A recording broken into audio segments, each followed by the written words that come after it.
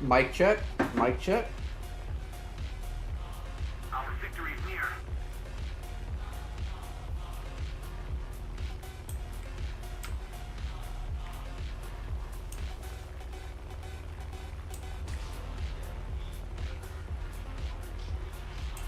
Mic check. Mic check. Hell yeah, it works. Our victory is near.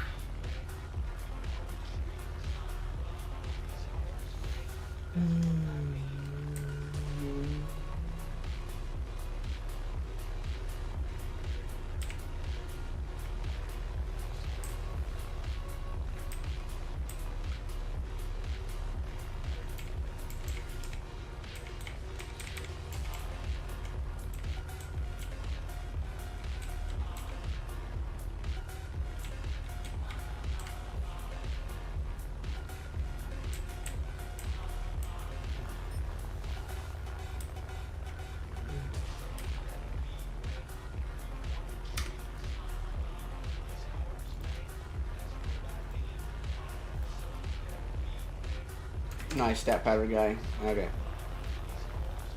Just drag him to.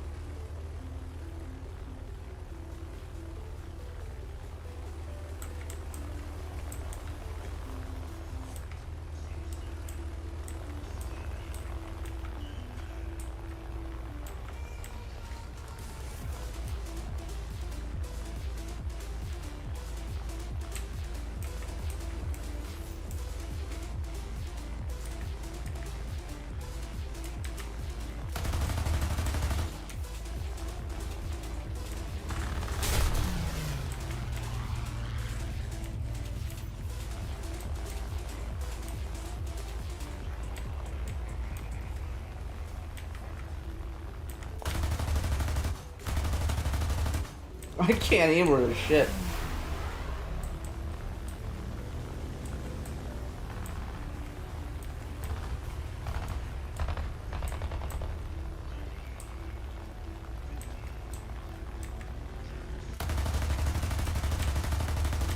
Come on, guns, let's go.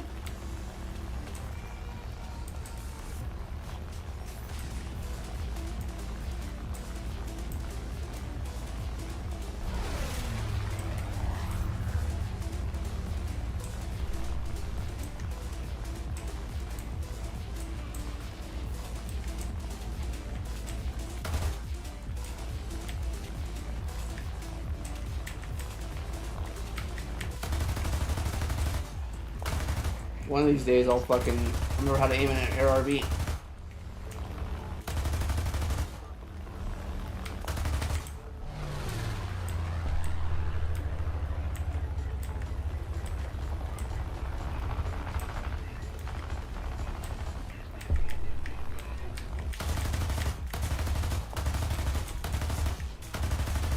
I blame vertical targeting.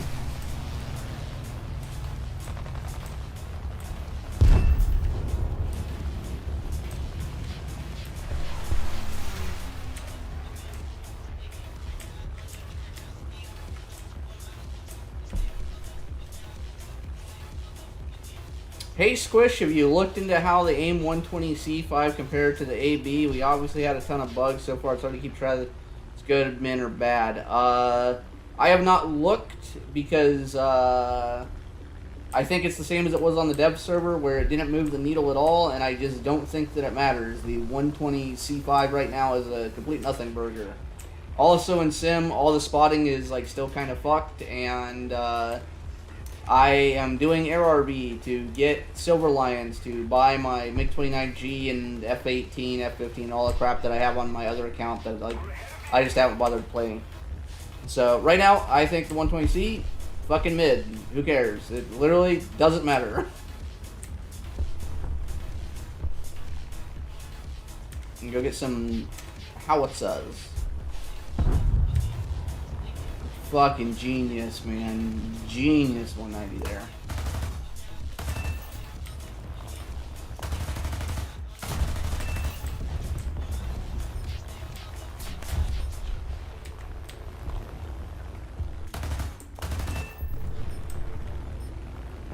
Like, if anything, I might do my next video on the Rafale, the MiG-29, or the Gripen, or we'll see what happens. I'm waiting to see what the devs respond to the nerf thing with the turn rate thing.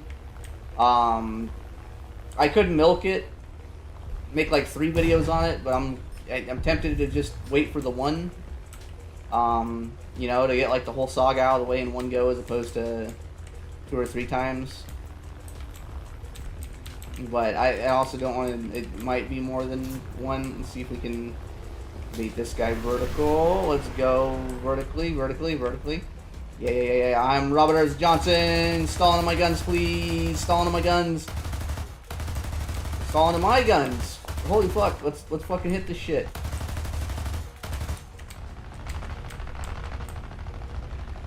Nah, I ain't getting an assist. I need to aim better. Whatever. Mouse aim too hard for me.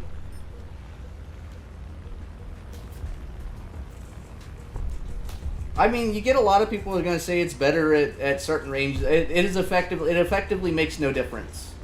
If you know how to notch, Coke, Seethe, Mauled.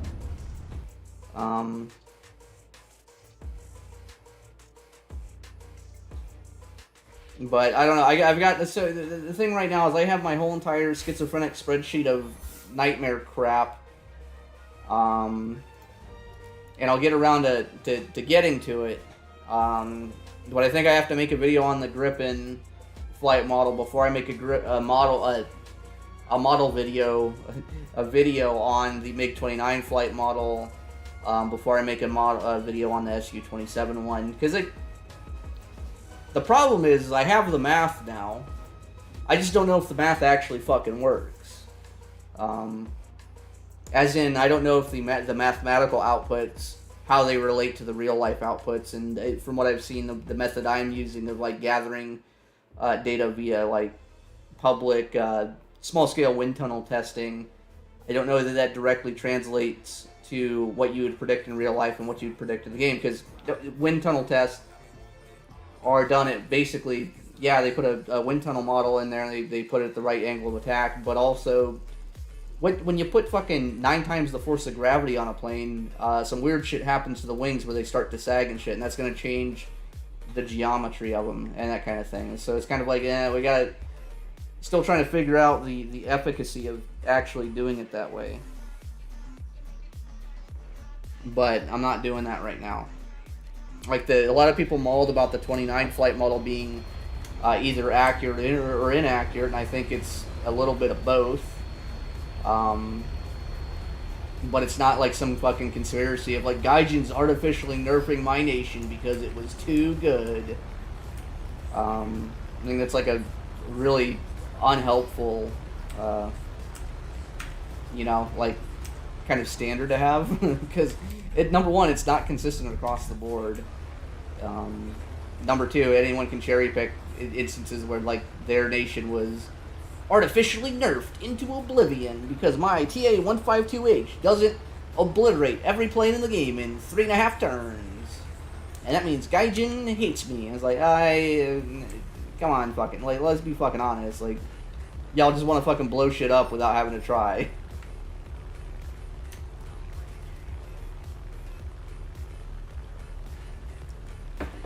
It's like the same thing of like me dealing with the fucking French bug reporting guy. I need to make a fucking video on that, because that's a fucking nightmare and a half, man. Like I wanted to give this guy the biggest fucking chance in the world, and he's just like, he pissed me the fuck off.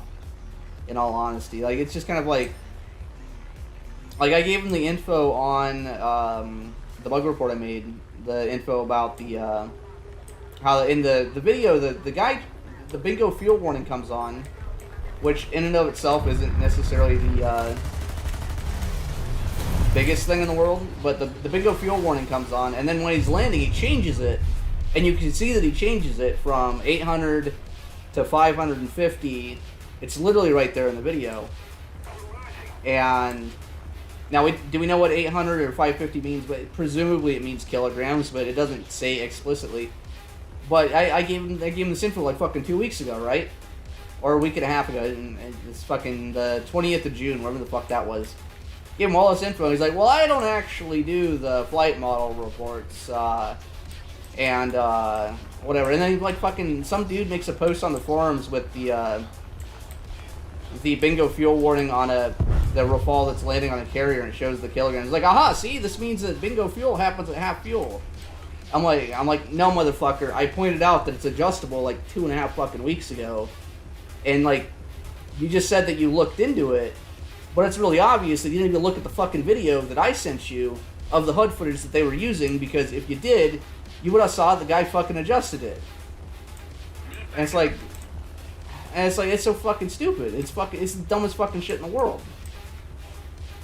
Like, and it doesn't help that this guy, like, it literally fucking basically told me that he always advocates for Rafale buffs because he thinks that other nation mains control the game too much and control the narrative by complaining too much, that he has to do the same thing.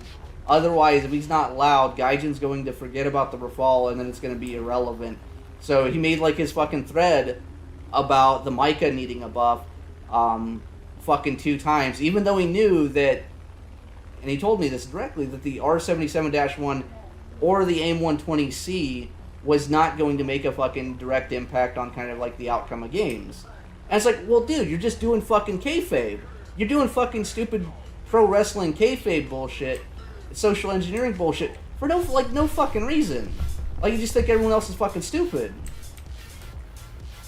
Anyways, that's my TED Talk. Like, nuke the fucking Rafale, man. Nuke the fuck out of it. Fuck these. Like, everyone that's a fucking fan of, like, a certain airplane, fuck them.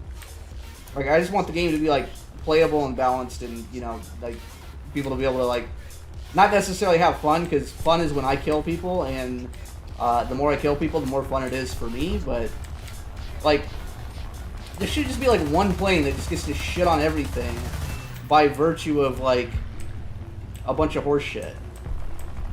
There's no fucking rhyme or reason to, like, well, actually, it's France's turn, because France always had bad planes, and now they have a good plane. It's like, no, they never, like, almost fucking have never had bad planes. Ah, god damn it, it's a fucking clippy wing in my butthole.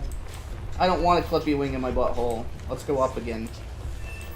Let's see if we can we, the 109's gonna fuck me too. Like, stalling in front of the 109 to go for the clippy wing while he's gonna go for me. Please, gun damage, work for me, gun damage.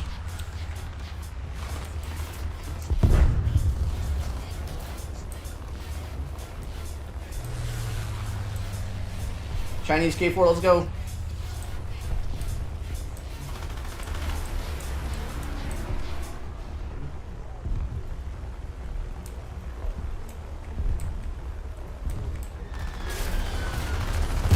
Yeah, get fucked, Chinese dude. But I wanted the kill. I'm only got 1 kill. I'm terrible at this game.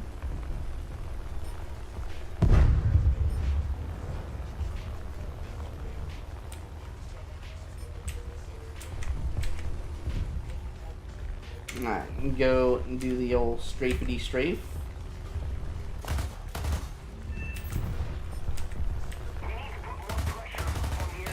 I'm just doing P47M because the fucking multiplier is like pretty high.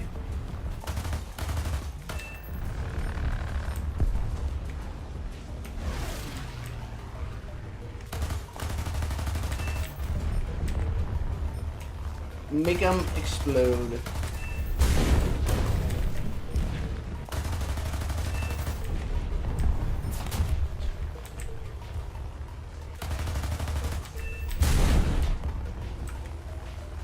Okay, I got plenty of ammo left. There's 3 guys left. I'll just put her in a climb for a bit.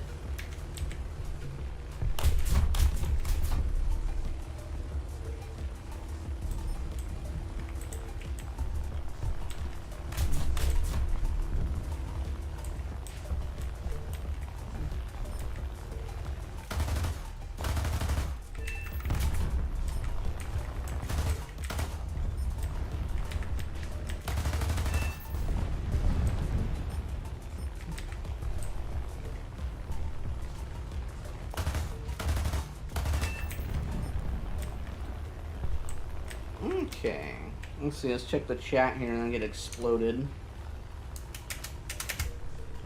Yeah, the Neko.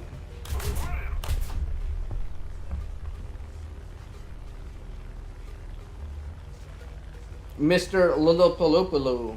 Yeah, the fucking SL grind in Sim is dog shit. If you play like top tier, you're just losing money if you're not going like 3-1.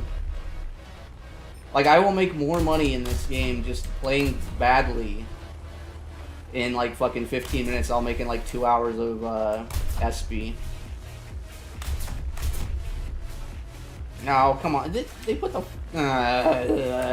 forward airfield. Gross.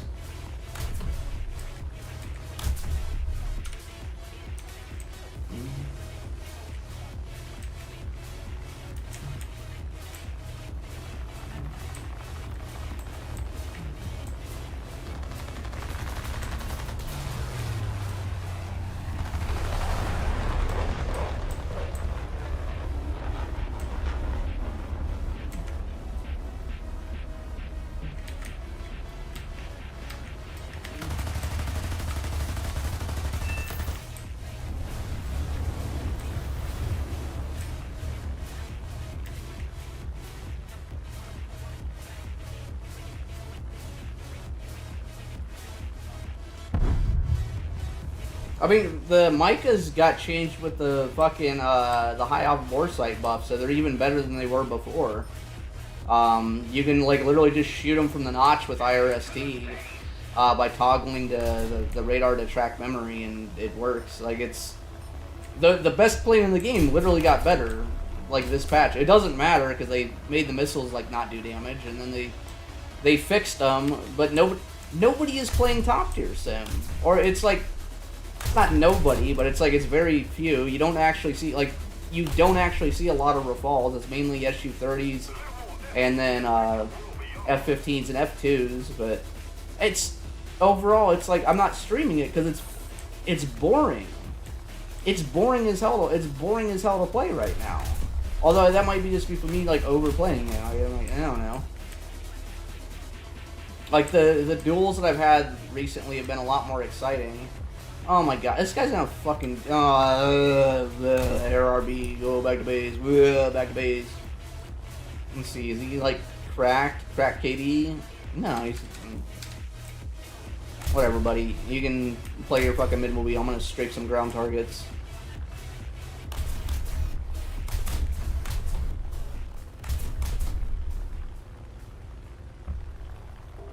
But no, this recent patch was one of the worst patches to come to the game from just a functionality perspective that I think I've ever seen.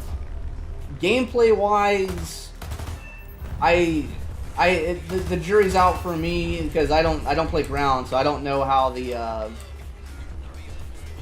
Iris T blowing up casts as soon as it spawns. I don't know if that's a good thing or a bad thing. I think it's kind of either or, and I also kind of don't care. But there have been worse updates for like specific parts of gameplay, i.e. the Harrier GR1 update was actually, oh my god, that was actually terrible. That took like a whole BR region of like 9.3, that 9.7 and down tier range. It just made it like nothing but Harrier spam. And 9.3, by the way, didn't have MiG-21s or anything fast in it. Like everything was like subsonic, with the exception of stuff like I think the Lightning, F6, and I think that was it. I think the Lightning F6 was like one of the only supersonic plays there. So it was like, you played the game and you just died. Like I remember playing back then and having like 114 in the British queue versus like 20. So I'm gonna go take a piss and grab a beer. Look at my rewards.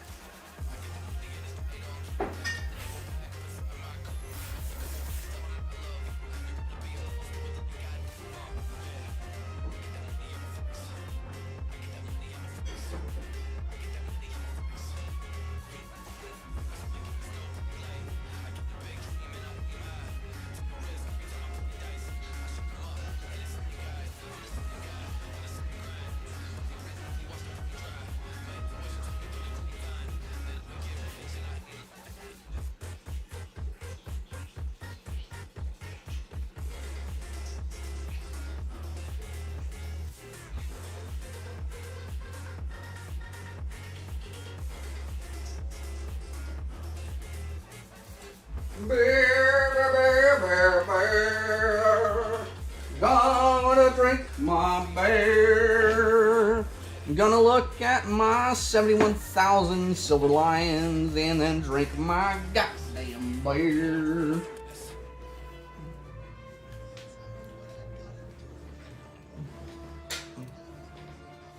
Well, I'll get the F-18C late in a bit. And then I'll have to grind the fucking F-18 early to fucking be able to play the goddamn thing. Fucking terrible game.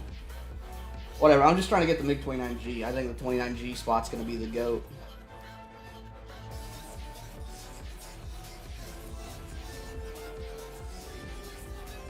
Max Mars says that we need a Cold War update, and guess what? I don't disagree, but also you're not going to get one. You are not going to get one. The reason you're not going to get one is because every time Gaijin slaps in a new top tier premium, a new top tier get to missiles thing really quickly thing, it becomes one of their best selling things, where the player base of this game has been trained and advertised to want to at least get to experience top tier. And top tier and all this missile shit is more enticing because at the lower skill levels, if you have 8 missiles and you just fucking yeet 8 missiles into the ether of the other blob of the enemy team, you will probably hit something at least once on average. That is what I have found, and I think that's what the stats kind of show out too. And it means at least at some point, just through sheer force of probability, you will get a 4-kill or a 5-kill game just by yeeting the missiles at the right time. It means that like top tier in a lot of ways is gambling simulator and is a lot more approachable for a lot of people. Same thing with like why is the game compressed the way that it is? Well, you fucking you queue up, you get a good hand where you get a down tier, and if you capitalize on your good hand, you get 4 or 5 kills. And you did good by virtue of things that were not related to skill. But that's a side rant. Blanche Boy asked, do you think adding new top tier planes would help at all? Like things that can contend with the Rafale and whatnot. I don't know. I played ARB with the Rafale, and I did it with my joystick and in sim, and if I look up the old Fetus Picus here, I can show you how I did. And I just did basically the same thing I do in sim. I didn't spend a lot of time thinking about it. And my Rafale results are technically almost 5-1. There's a guy that crashed in front of my plane, so I'll call it 5-1, 70% win rate, and that's better than I did in the Gripen at the height of its like power. Now, with that being said, my notching mechanics in the Rafale are probably a lot better than my not getting fucking blown the fuck out of the sky mechanics were with the Gripen back when it was a thing. So, in some ways, I think the Rafale is even more unbalanced. I also think it kind of doesn't matter because, at least in RB, because of the 16v16 thing, you do get kind of a crapshoot of the teams. Or if your team collapses, you're not carrying a 1v6 in fucking top tier under pretty much most circumstances. Whereas kind of at lower tiers, you at least have the possibility of doing that. Like, if they were gonna fix, quotation marks, the game for top tier, they would, reduce the lobby sizes down to at least 12v12 and then see what happens from there. And that would probably exacerbate the degree to which the Rafale is overpowered because then it's less of random chance. I think the kind of propensity for 16v16 games is to basically reduce everything to random chance. I don't know that adding new top tier planes really matters. Adding more better missiles would probably matter more. Reducing the notch angle of the 120 and the 77-1 and putting everything on par with the notch gate of the Mica would change things probably more substantially than people realize. I don't know that that's really a good thing though. Like, for me, I've never had like the inherent appeal of top tier RB. I like top tier SB because I kind of like got good at it and I understand it a little bit better.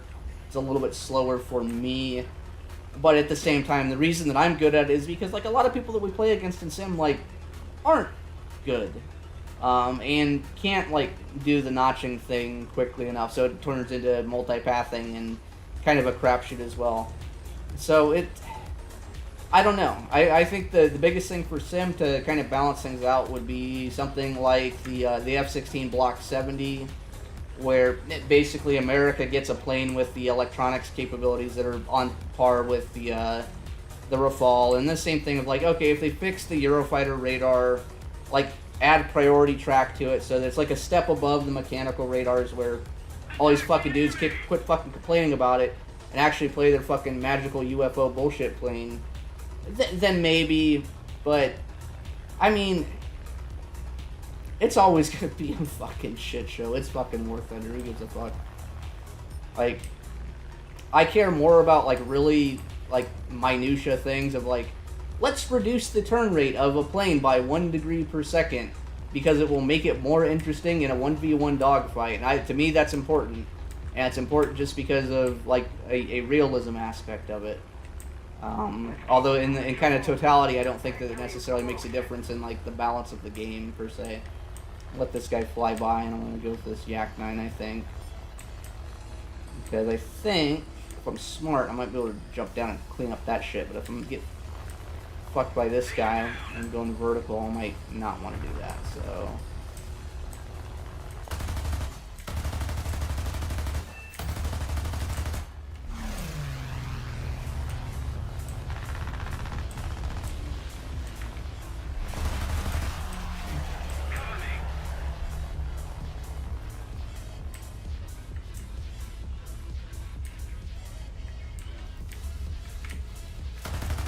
I should hit those.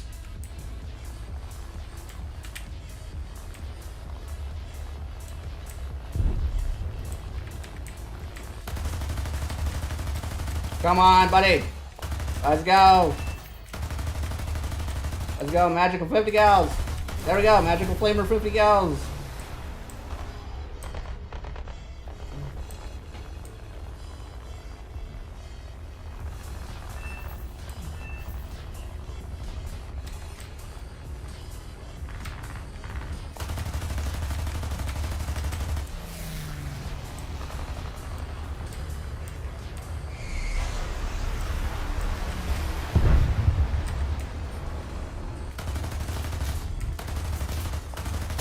Oh, what?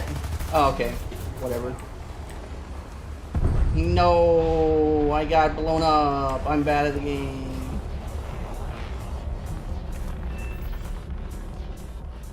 I will get that key 3, and that will count.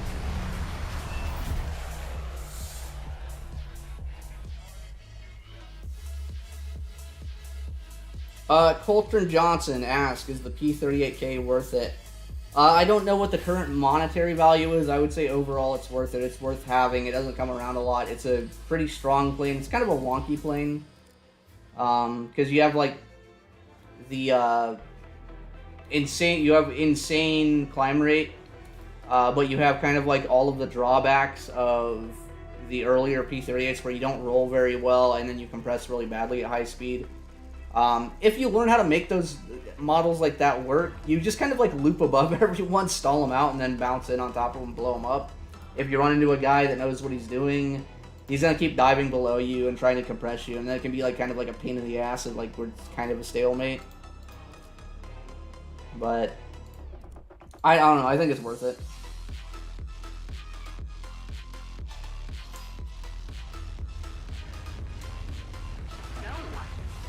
Blanche Boy says, for whatever reason, they don't want to do Air RB EC.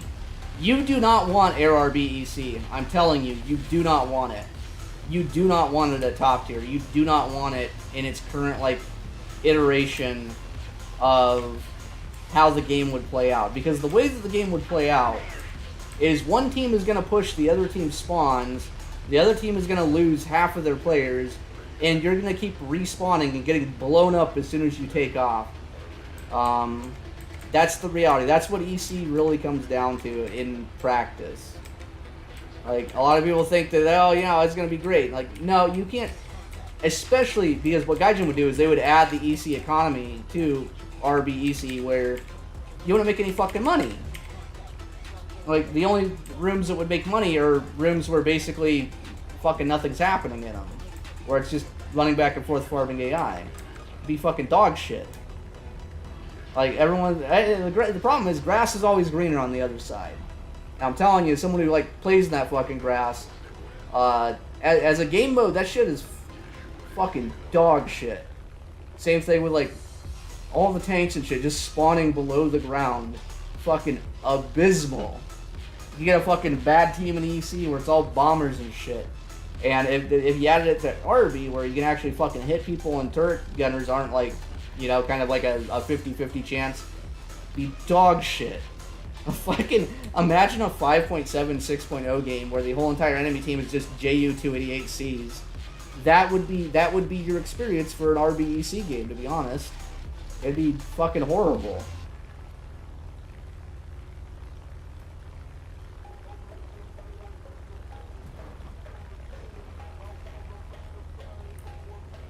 I mean, there's plenty of ways to improve EC.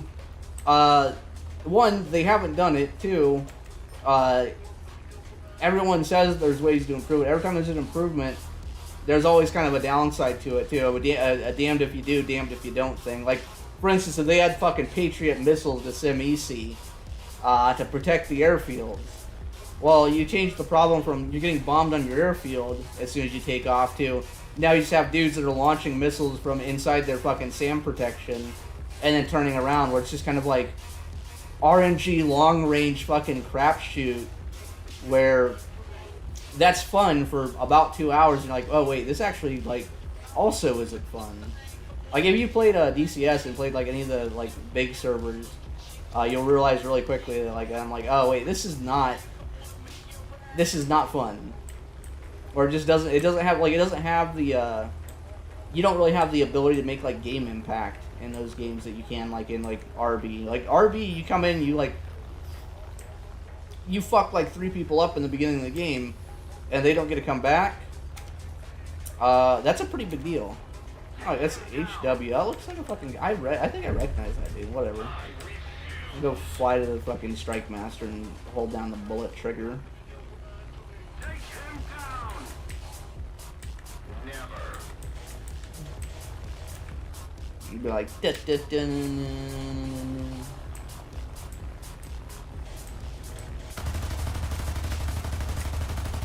My god, my aim is so terrible. I need to kill myself right now.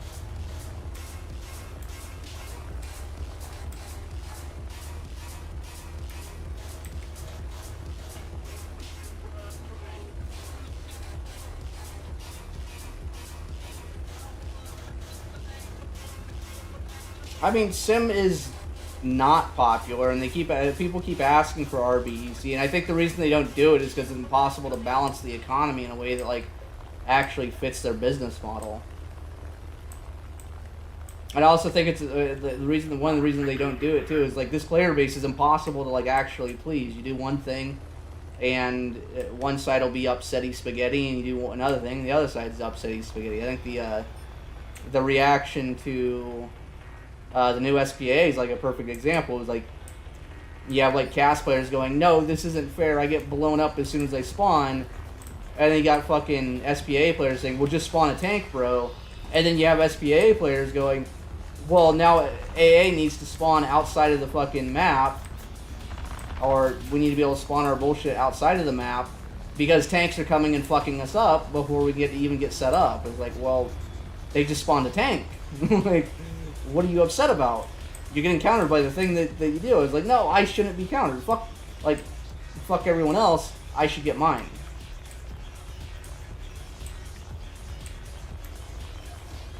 That was a really bad setup for a stall trap.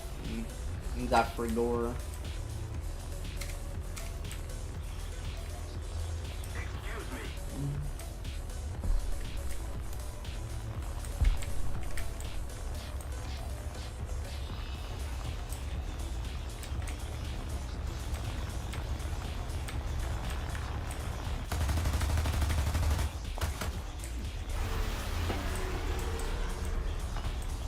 I can't hit anything. Oh, Jesus fucking Christ.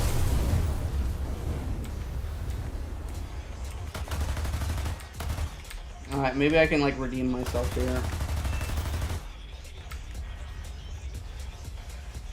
Fucking blind as fuck.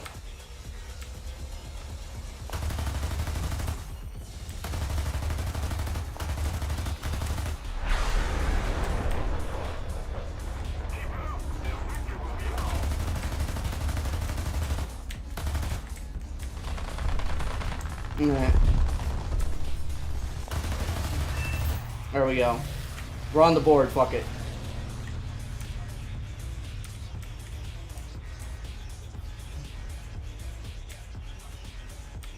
We're done.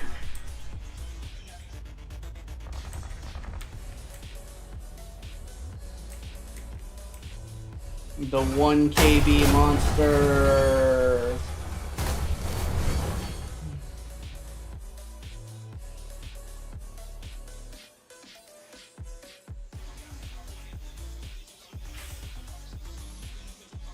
Man, I should probably not play the game with a fucking black reticle on a black map.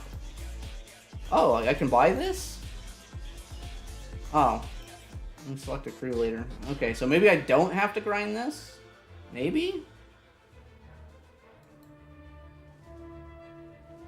I have to research it anyways, so we'll get that. I mean, what I want is I want to be able to play this fucking piece of shit. I need to buy this piece of shit, and the crew for this piece of shit. This time I'll take fucking vertical targeting off and maybe it'll do better.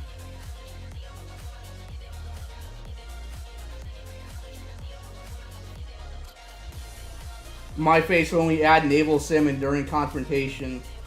And then it's like Yamato just gets fucking PGM'd by fucking cab 5000s.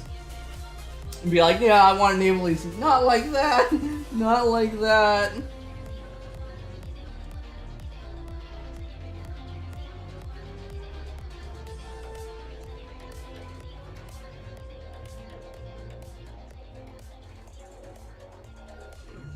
Get rid of this.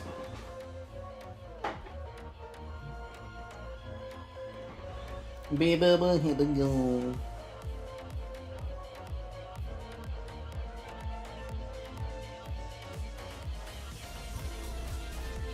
I got tagged in my server.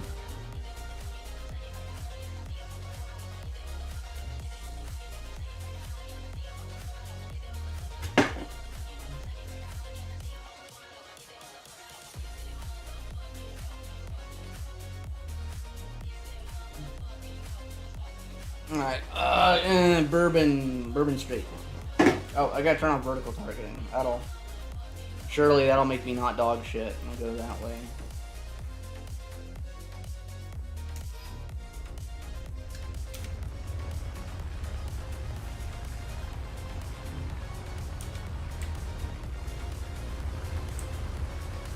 Come on, America! Win for me!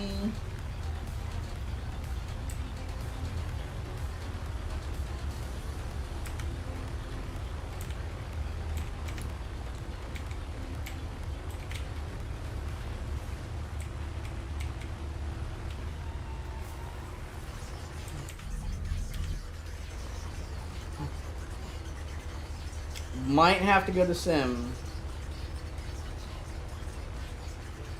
I can't ask for SL in the CC Discord because I'm not a CC.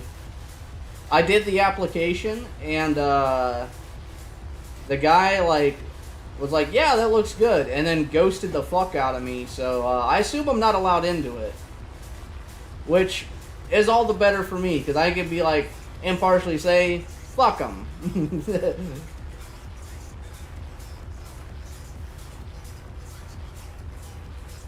Like, I haven't bothered following up on the CC application. I kind of don't give a shit. I made a Patreon that people can eventually maybe, like, buy me beer. You know, we'll have, like, a tier list, but it'll be called a beer list.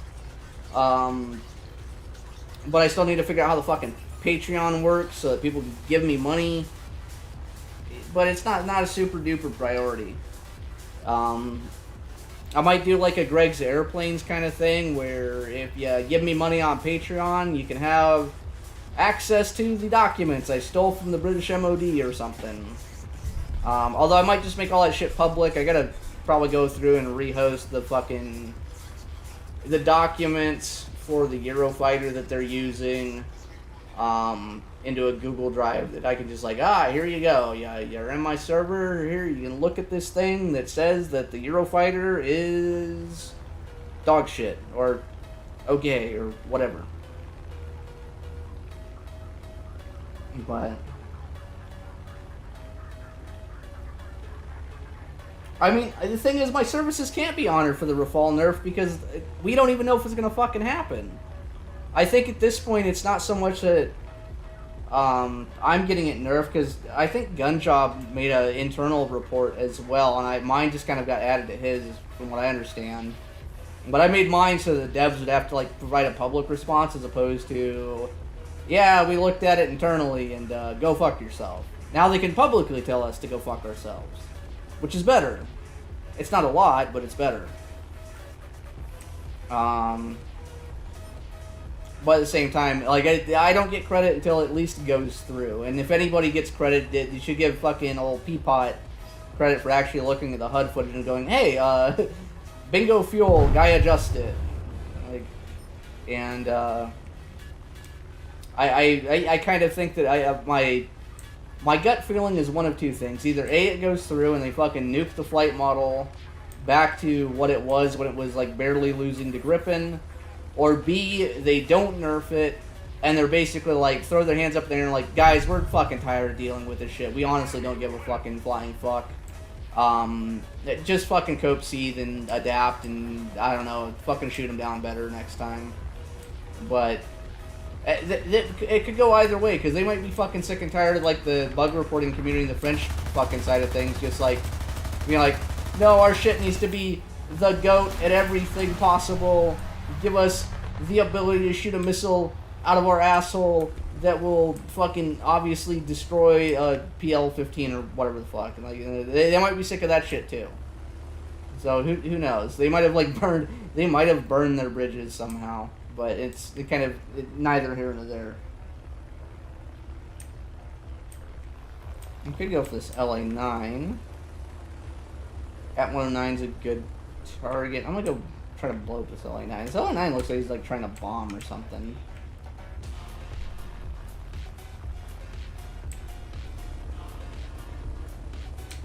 I'm on the board, but I want to be on the board for at least one.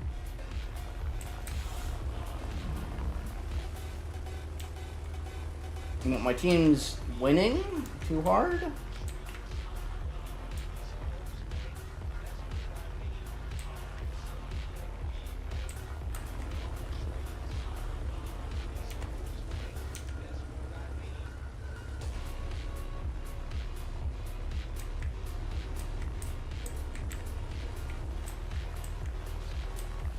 I'm actually going to go this way because I'm going to figure that guy just outruns everyone and there's going to be more targets over here, so going for that guy's kind of stupid.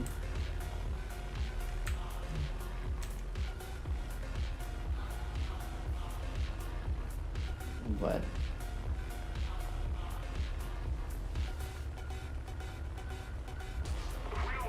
bang, bang. Dude.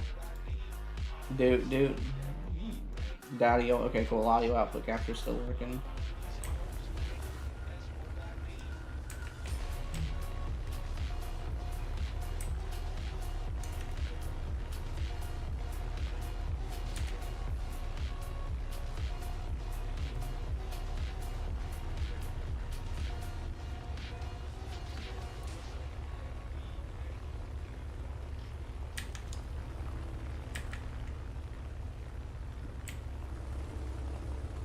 LA9 gets blown up by that guy, so that's probably, the guy's probably disconnected or something.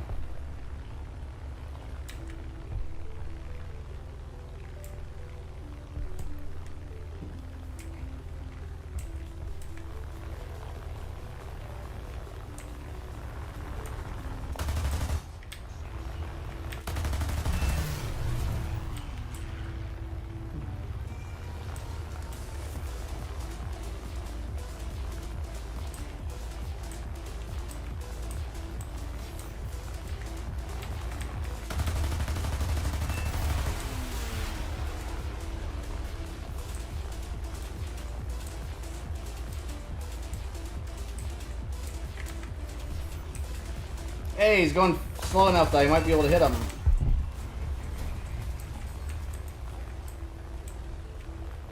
Right, where's that Spitfire at? There he is.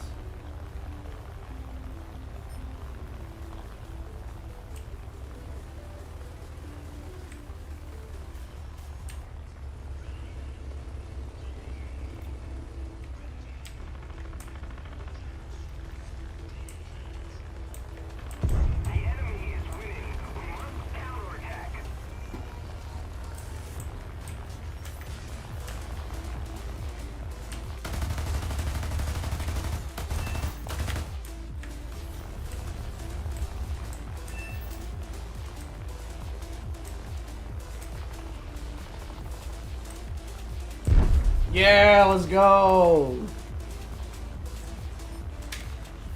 Alright, 3 left, 2 left actually.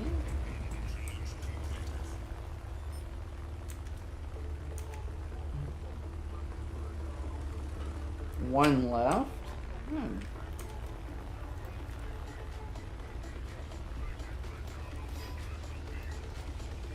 Oh.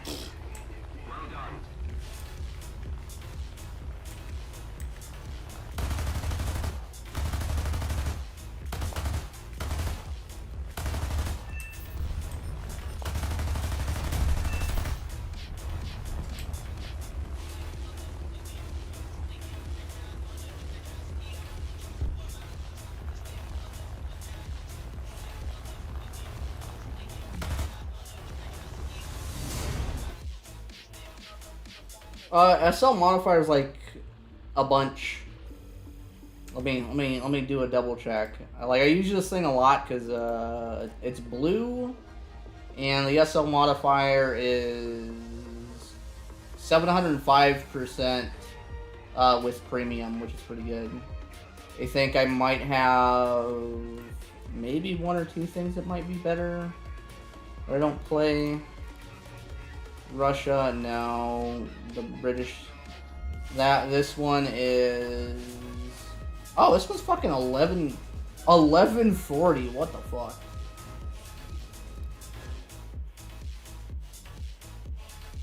The Jap Mustang is. What? No. There's no way. I must be misreading some shit.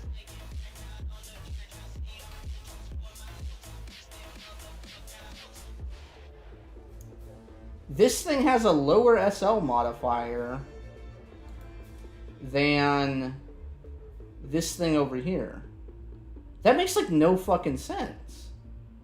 Why is a fucking rank 340 plane got like 300% better SL than the GOAT? I don't think I have the French Yak 3. And this one's 1050. I'm halfway tempted to fucking drop down in VR and try to shoot things with the Japanese planes, I guess. This one also, well, this one has about the same. It's a little bit less. Man, this was going to require me to aim at things, though. I'll try it once. I ain't going to be happy about it because it's British, but...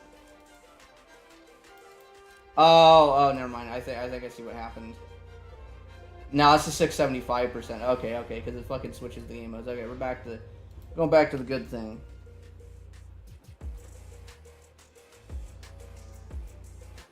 I need 850 cals because I am not hitting anything.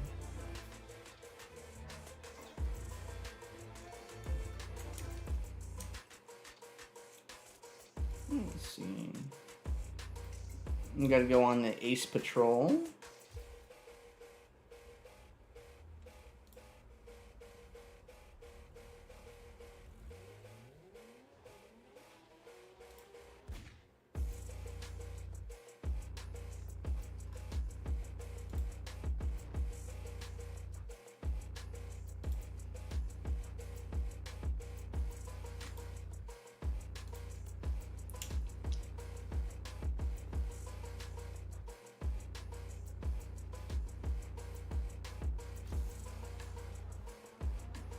I mean, I always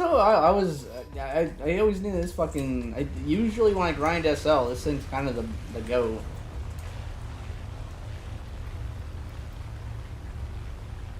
I need to start getting more fucking kills per battle though to get more SL. I should get the Pookie, one of the Pookies to come rescue me. Ololopolokolo. Schizophrenia, please rescue me, please. Calling my squadron leader. Let's see. Why is it no squadron chat? I need squadron chat. I need Ololopolokolo. I don't know who this fucking dude is. Rayman, where's Rayman?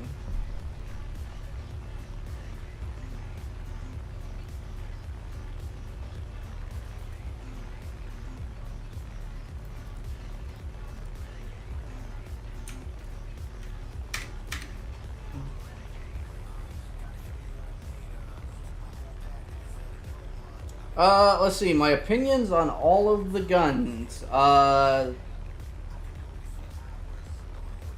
mean, it's hard to keep track of everything, to be honest. There's so many different guns.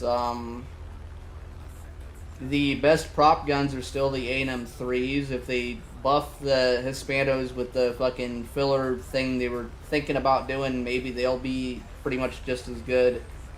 MG151s are kind of in a kind of dog shit right now. They're not dog shit. Like, they're not... When I say dog shit, I mean dog shit in comparison to everything else as it currently exists. They are not as bad as things like fucking Shavaks and Italian cannons used to be back in the day. It's not RNG of like you hit the guy a bunch of times and he just will never ever die. Or then he just explodes. Like, that was the worst thing about, like, the old Shavaks. Like, sometimes you get, like, 3 hits and the guy would just, like, wing would fall off. And the other time you get, like, all of your ammo into him. And just be like, yep, you made his whole entire plane slightly yellow. kill yourself. So guns are they're better than they used to be, in a better place. That doesn't mean that it's great. I think in some ways they could detune the Shabaks, like the FIT belts, a little bit. I'm using, and for my reference, by the way, is the way they've behaved the last 6 months. I don't know if they like fucked up gun damage again, because of like a bunch of bugs and shit with the new patch. I'm pretending that the new patch doesn't exist. As far as aircraft cannons go, I do wish that the Mauser 27mm was a little bit less inconsistent. At the same time, it's just like it's such a small concern that like I've played through like the big dog shit gun era where I am satisfied where we're at right now, where it's like I don't want them to improve anything because I think they'll just fuck it up somehow, where it actually, like, yeah, we improved HE filler by making it not do damage.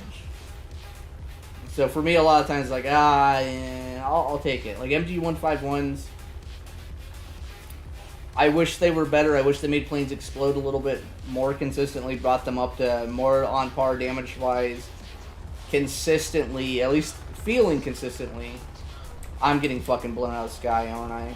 I'm just ignoring it. Okay, never mind. That's the fucking bomber. Who gives a fuck? Fuck that guy.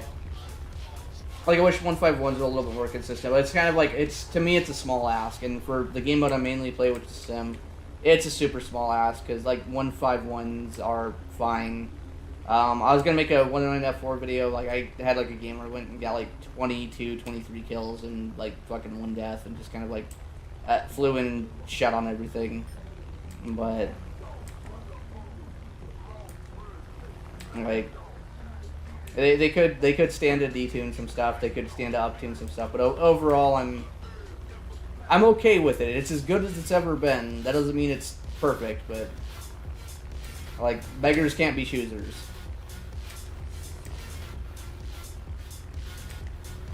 Let's see, let's try to get... Why is this 109 so low? That guy got blown up.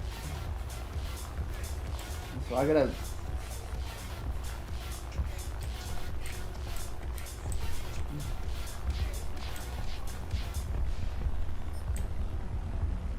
Returning to the base. Thank you very much.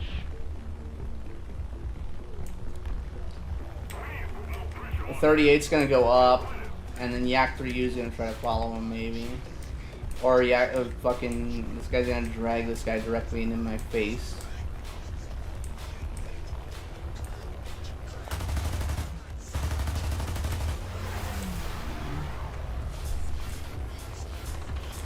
Oh, where the fuck this fucking dude come from?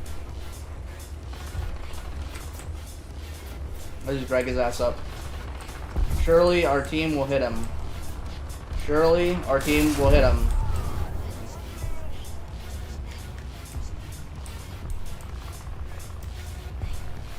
Surely I can hit a guy that has practically stalled himself out.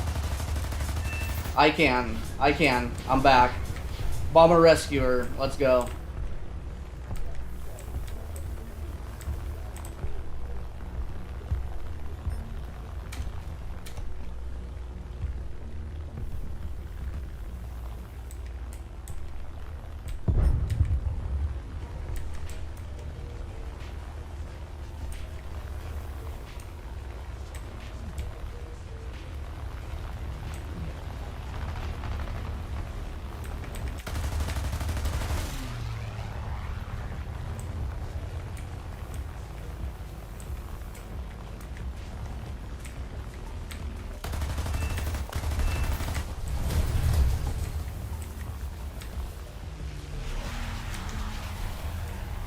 Oh no, it looks like he's gonna put it out.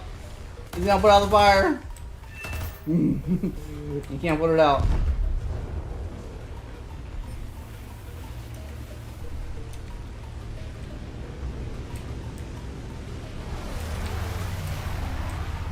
Alright, I see some stats that need to be padded, so let's get on the stat padding. The enemy will win.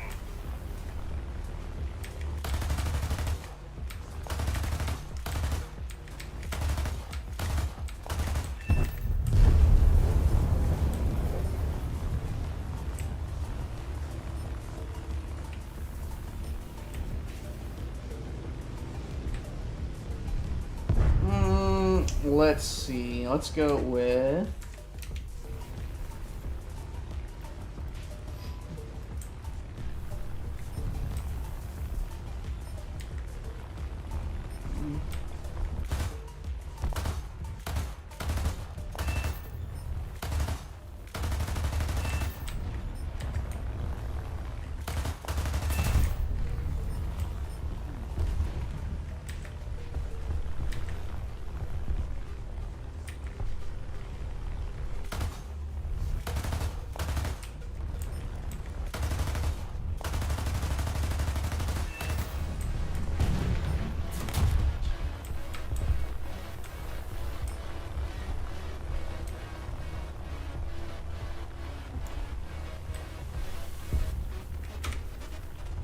Two guys left. I think both bombers. No, one guy's some bum doing a thing.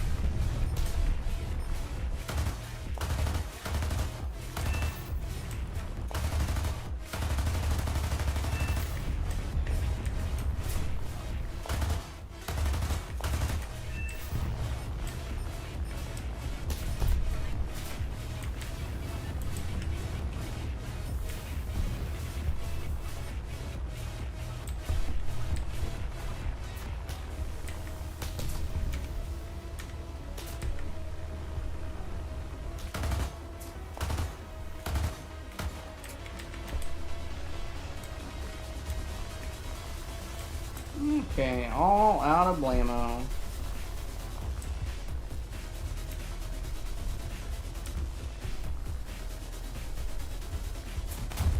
We'll land and leave this one because I think we win it. Yeah, a guy on this fucking runway with a bomber is not gonna win the game for us or for them.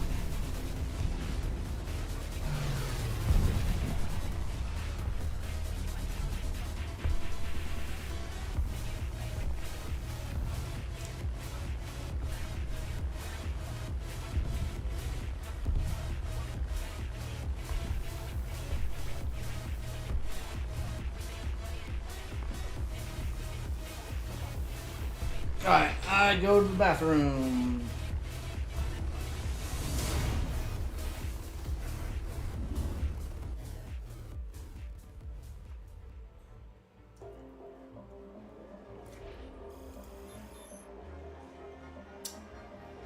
$82,000. Not bad. We're up to 632. I need so much more SL for this piece of shit.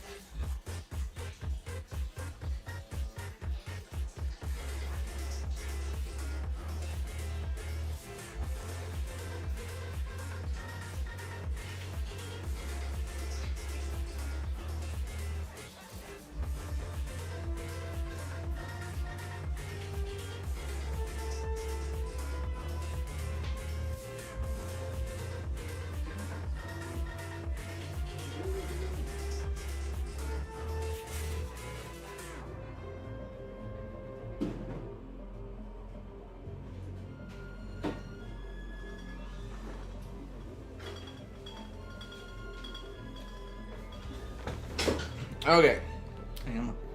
Barack Obama.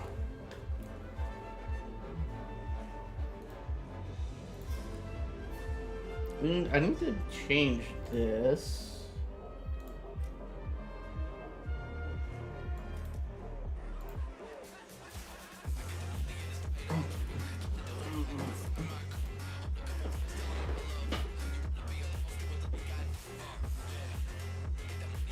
Yeah, I know. I have no fucking SL because this is not a premium account. Imagine how that works. Play sim, no money.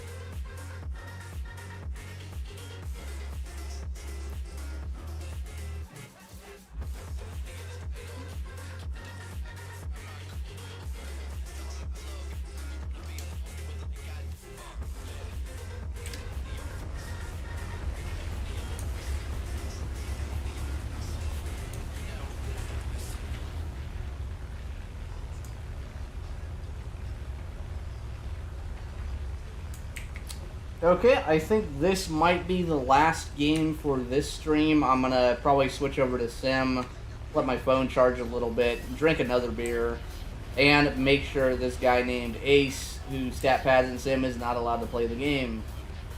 But I'm gonna get my SL here, and I'll probably continue this grind. But it's you've been entertained by some really super duper boring ARB gameplay of a guy who cannot aim.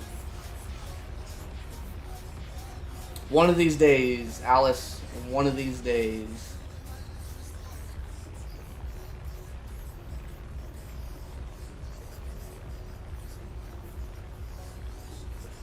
I mean, Natty the Panda, your strat is probably not necessarily bad. My problem is I need to like be entertained while I'm doing it, so I play Prop Sim or Prop RV. Because that's what I used to do. I like the game mode. I think it's neat. I don't really mind it. I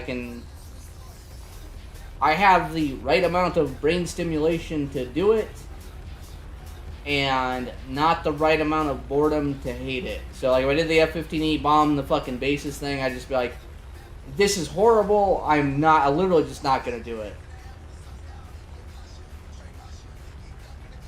Like it even takes me a long time to get the motivation to come do this, because, like, on my other account, I already have the F-16 for France. The only flight model I'm missing out on is the F-18. Maybe the F-15E, but I do have the F-15C fully spaded. The MiG-29G is the thing that I'm grinding for right now. Just because I think the 29, I need to do a video on its current state. I do have footage that I can use for it, but I do kind of want to experiment with it, because I think the plane is not as bad as people say. I think it can cook, but I think the amount of recipes it can cook it are also fairly limited. So trying to like find that balance of like where to articulate how it's bad, but why it's bad, and to the extent that it's bad in an accurate way. Like I kind of want to have the 29NG as kind of a reference, because like I honestly think the 29s in their current state, if a very, very tiny change in the way that the flight model works could make all of the difference. It's not so much of like, this plane needs to be buffed by 25%. This is a plane that, like, realistically speaking, and I think the math kind of supports it, a 5% change, for instance, would be a substantial difference. It would be the difference between losing fights on the margins and winning fights on the margins. But I want to get the 29G. I also want the 29G because it looks fucking cool. Like, to be honest, it's a fucking cool looking plane. But I think the next video, if by Tuesday something comes out with the Rafale, maybe I might make something before then, just because This is a fucking super duper high altitude map, okay. I'm gonna drag all these fucking bozos around then for a bit.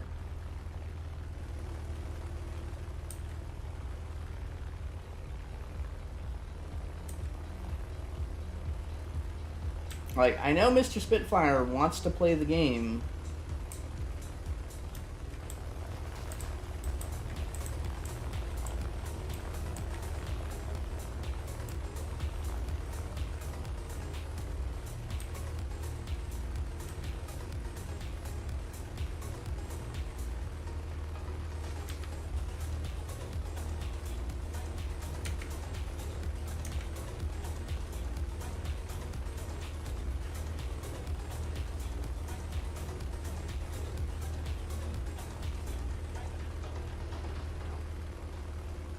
I mean, the reason you use the 29G over the SU-27 is you can play 13.0 in sim with it versus 13.3 all the times with the regular 27. And from my understanding, IRL, the 29 should be better in a dogfight than the 27 if it uses its power to weight ratio, and the SU-27 should be better like in horizontal terms. Like both of the planes should cumulatively be pretty close to each other in capabilities. And there's some... Gaijin has done something that is weird with the not power to weight, the lift to drag ratios with the plane, where at high AOA, when you pull hard, you basically bleed more speed than you should, and then at low AOAs, you retain more speed than you should, but you also get less turn than you should. So, it's not just a universal, just move this line up by like 5% and it's fine solution. It's kind of like a, you probably have to redo the flight model from the ground up solution. And my team is evaporating. I don't want to, oh my god, I want to go kill this guy, but I want to kill those guys. I want to kill that guy, I want to kill those guys. I think that's an A7 over there. So I'm gonna have to.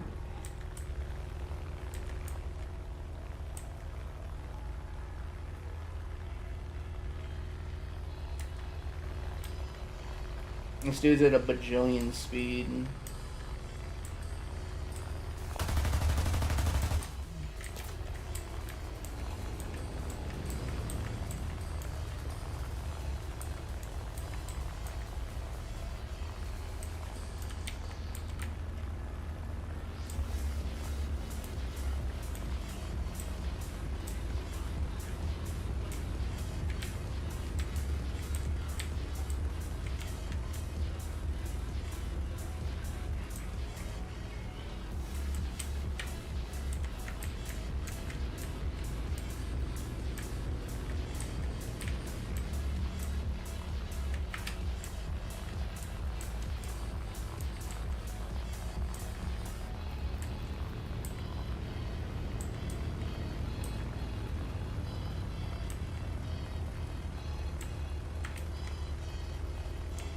I think he's just gonna pull into that, to be honest. I think he has the energy there. I think I need to just like, nope, I'm fucking dead here. There's no way I survive this. I explode. I'm exploded. Yep. Yep. I had the fucking one chance and I fucked it up.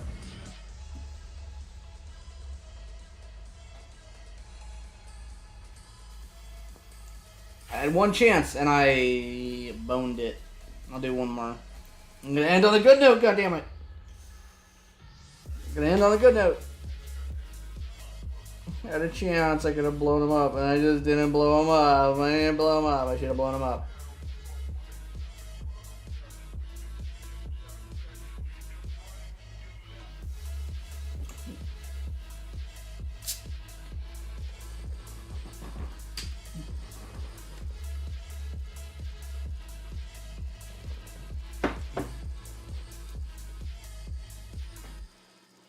What the fuck is mysterious? What the fuck is it? Why am I in a World War II plane fighting over a spaceport? What the fuck is this shit?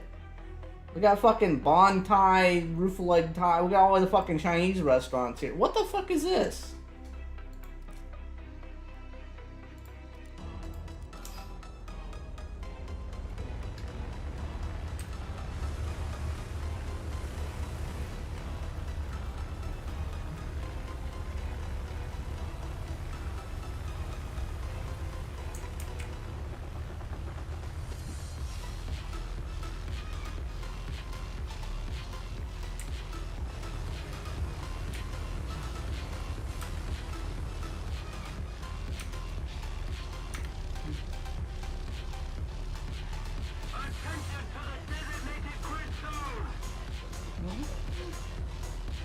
The ADF in Sim being 13.0 makes sense in the context that it's smaller and harder to see. And that's probably it. That, and for whatever reason, the F-15's like is hotter. And guys that typically use the F-15 in Sim, like, they're not good with it. I think that's one of the things it comes down to. The 15 will give you fucking everything in the world that you want. But a lot of guys, they translate it to, I pull the stick back as hard as I can, and then I'm slow. When you have so much useful range that you don't have to do that. That, like, I don't know, man. I can't make sense of it, to be honest. But I can't make sense of that whole entire tier. That whole entire tier fucking sucks. Like, it is. It's not the worst to play. I'll be honest about that. It's not the worst to play. You will at least get some interesting fights. It's a little bit less stressful than your higher tiers, just from the pure fact of, like, you don't have going on in your ear the whole entire time. At the same time, for a dude like me who spends way too much time doing the 1v1 in Sim thing, I merge with a guy and I go, yup, he fucked up, and then I shoot him, and it's not. I have the. I don't want to be like it kind of sucks. It sucks to know, to be able to recognize all the mistakes that people make, because, like, it was fun to not know. It was fun to learn. At the same time, it sounds like I'm sucking my own dick. Be like, I'm so good that you guys don't even give me a challenge. Like, well, that's just kind of like the reality of, like, any game where you fucking sweat your dick off and get good at. And it's not really it shouldn't be like a thing on my own merit kind of thing.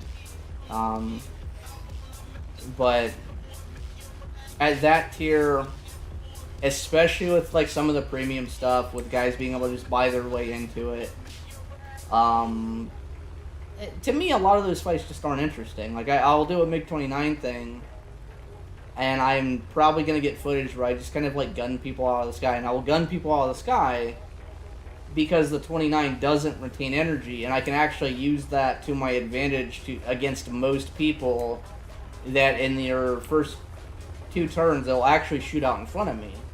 And I can ride behind them, and because I'm not, like, ripping my brains out with angle of attack, I'll be fine. But that doesn't really mean that the 29 is great or anything. It just means that, like, most people in Sim are new, which is fine.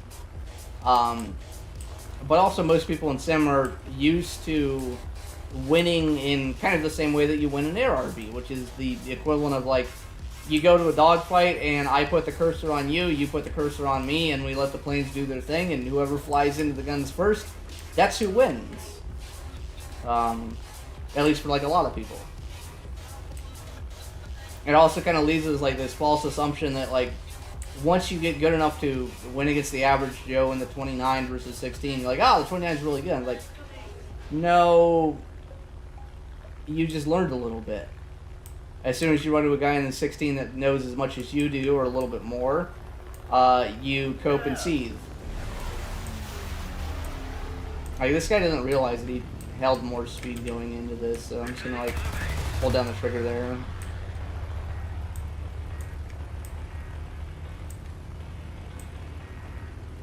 Because I think I can go above his nose here. And then counterattack into him.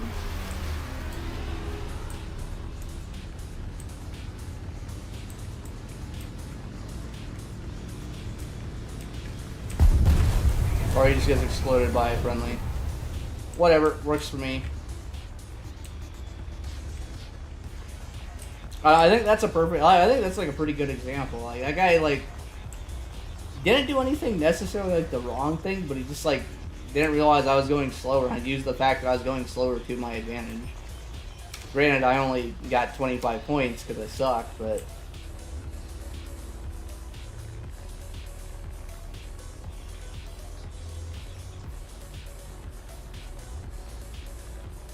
Well, the F-15A radar has fucking raid search or whatever it is. So it has like a, you lock the guy, toggle the mode, and it'll give you like shitty narrow scan TWS.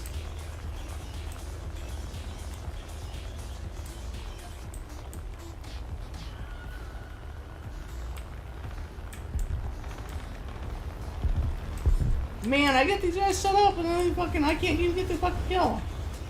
Give me, like, let me have credit, motherfucker. That guy gets fucking exploded too.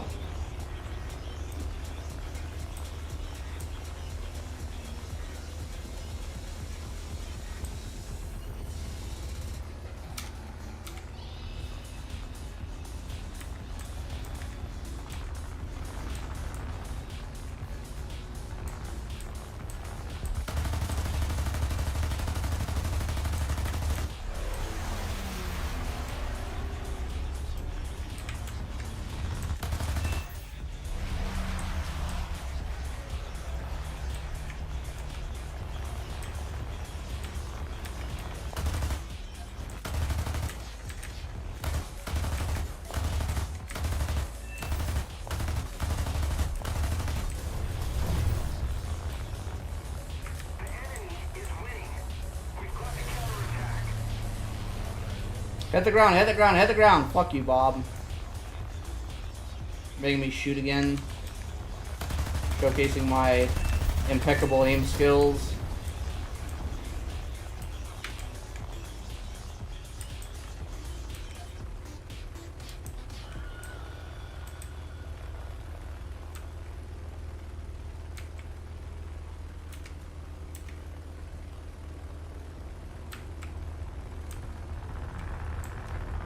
What's that noise? Oh, there we go.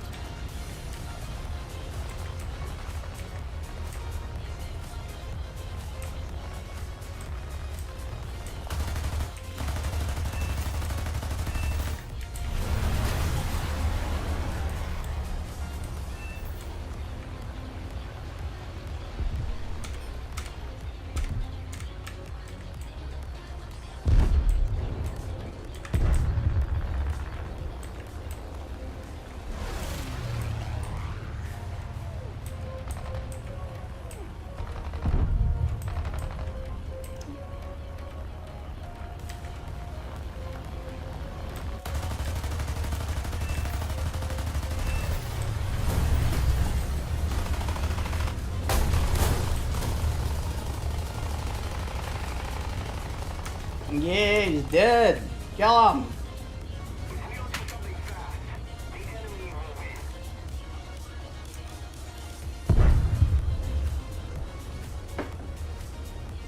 Alright, let's catch up on chat here.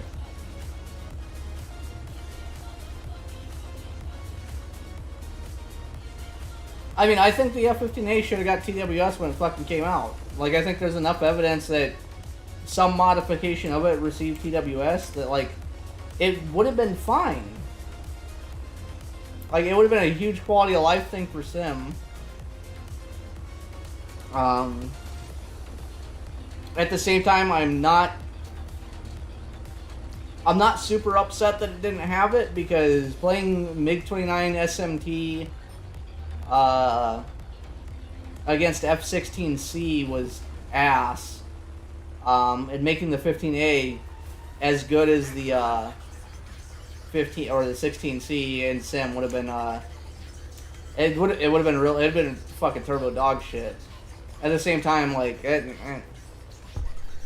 I've learned to cope with the flat radar stuff enough that, like, I don't find it to be that big of a deal. I've got to the point where I can look at, like, the flat line, like, closing or going away, or looking at it kind of, like, I have a general idea of, like, the orientation. So it's not, if you have no life, it's not that big of a deal. If you have a life, it's nice to have that TWS to tell you directions and shit. But let me double check. I gotta check my Discord here real quick and see if Ace here needs to be obliterated. I'm gonna go join my Discord chat here. The Pookie Badoo. The Pookie Badoo. Ace eliminated. It's already eliminated, so I can play RB. Maybe he's in a different one. I go look at Sim. I go look at Sim real quick. Put the Eurofighter on, and then if I don't see him, I'm gonna keep playing SB or RB. Yes. Is it Dover Strait? No Ace. Kisby, Watery Flaming Guy eliminated the Ace. Smolensk, no Ace. Let's see. Let me get the sys. Let's see. Denmark, no Ace.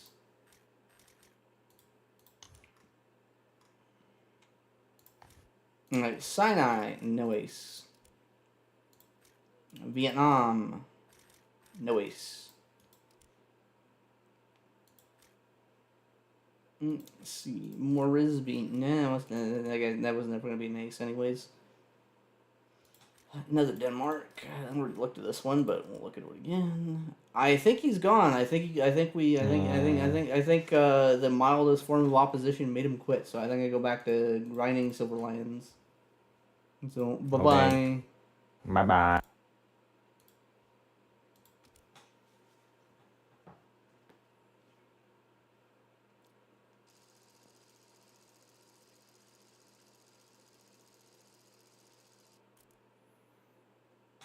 The Blanche Boy asked, who is Ace and what did he do?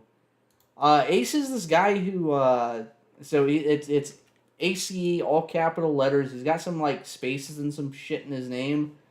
But basically, he plays top tier to stat pad his planes to have good KD.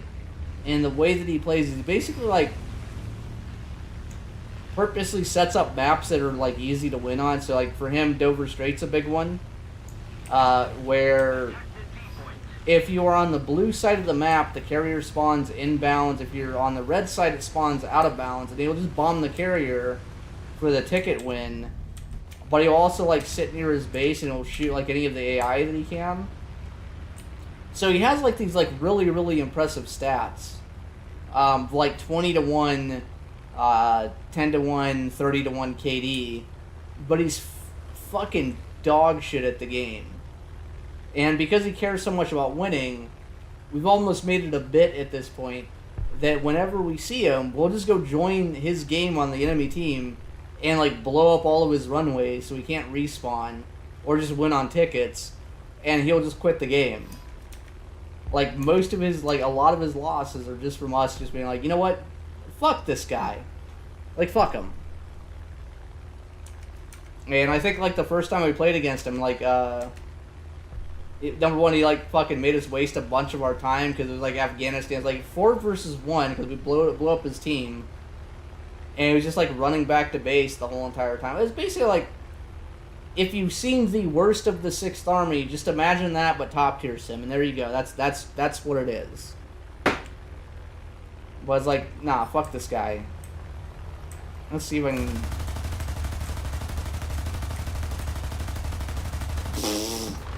Fucking aim GIF 101 there, buddy. I think I literally would have aimed better in fucking sim mode.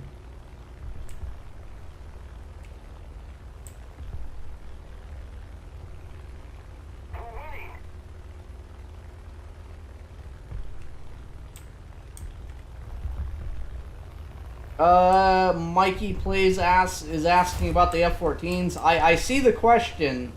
I don't have a Discord, like an overlay, so I have to like look at my phone to like see them, scan them, and then I'm looking at this crap at the same time. So once this game is a little bit less me being panicking about Spitfire there, I'll answer it, because like to give a nuanced answer, will take a little bit of time to give the unnuanced answer. I think in sim they're fine. The way they did the RWR is kind of like, it's not unrealistic, but it's kind of like maybe upgrading something to a late model F14 to give it good RWR and not make it annoying would be okay. But honestly, in sim, I don't think it matters that much.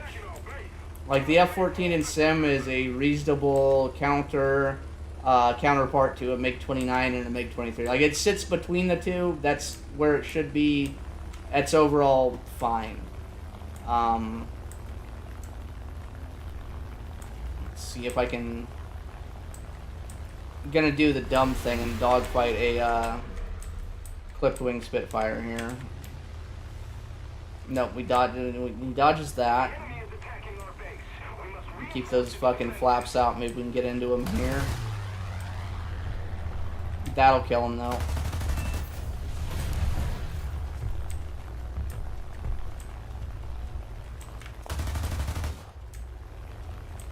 Man, on a better day, I'd be able to aim.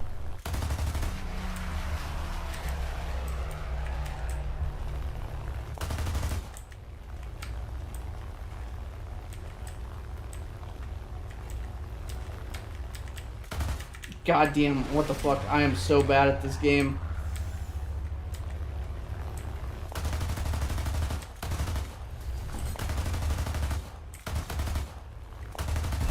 There we go.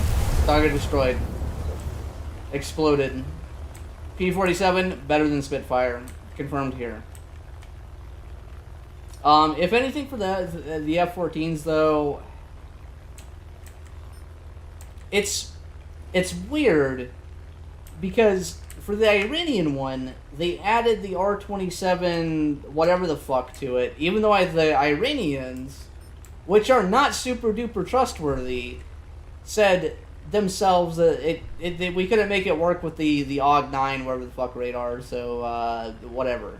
And Gaijin added it to it ahistorically, which is fine. I don't really care. I don't think it makes that big of a difference overall. But I think when people kind of like point out to things like, KH-38's ahistorical because like they kind of like fucking Frankensteined a AGM-65 seeker head onto a fucking KH-38 and said, yeah, this is probably what it is. It'll be fine.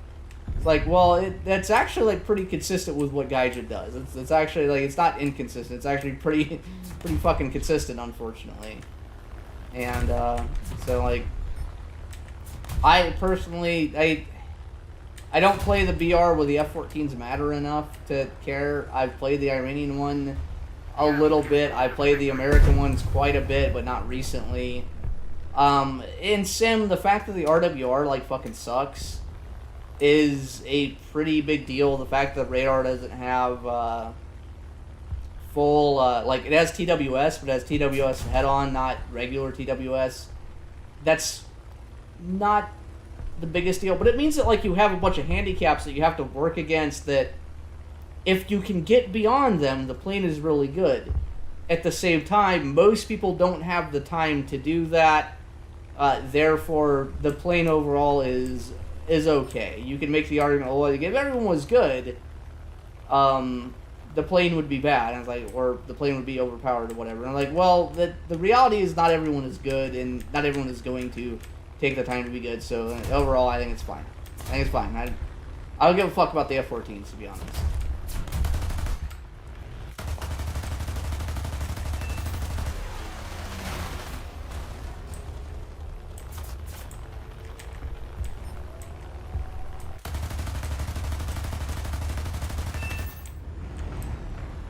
No, don't do this to me. No, Hirohito, no. I thought I was gonna do like the fucking song and dance and just fly through the guns and win.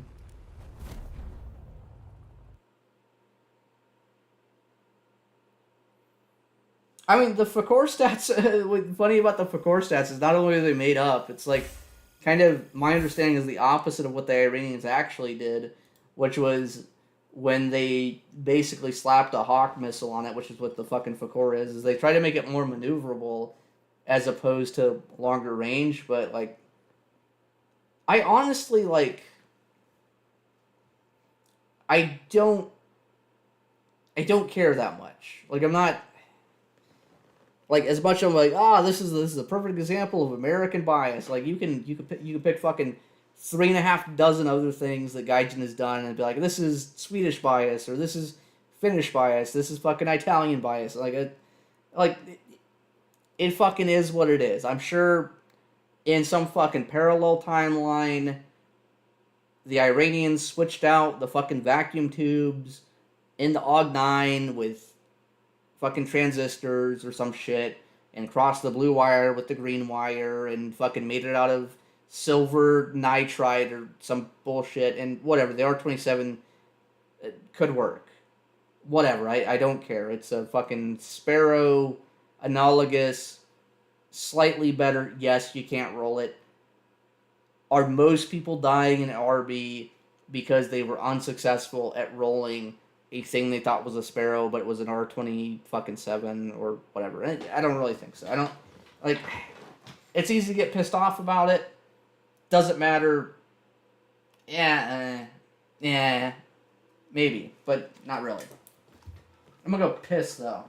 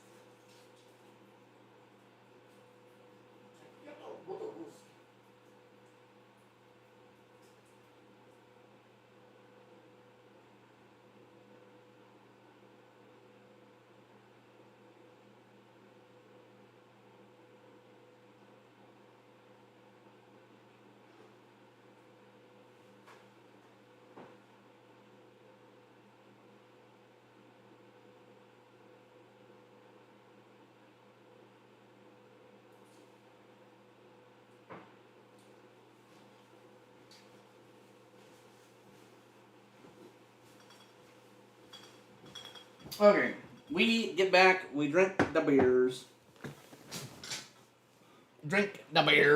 and get the Silver Lions, because we need the Silver Lions for the MiG-29 Golf, the G spot.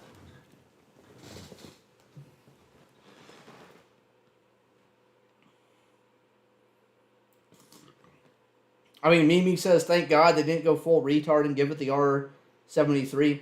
The thing is, there is more evidence that it could use the R-73 than the R-27. It would be a little bit more historical to give it that. It's understandable that they didn't, from a balancing perspective, but also Gaijin is not transparent about that kind of thing. They're not. Everyone makes this shit up as they go along. Like, Gaijin does this for balance and whatnot. And it's like, most of the time that's implications of what's going on and not outright statements. They could have added the Iranian F-14 with R-73s and also just made, like, an assumption that they upgraded the RWR to not be what it is currently, in, like, the last, 40 years. I could have bought that. There's probably no evidence of it, but, I could have bought it for the sake of, making a plane that's, somewhat interesting, or kind of,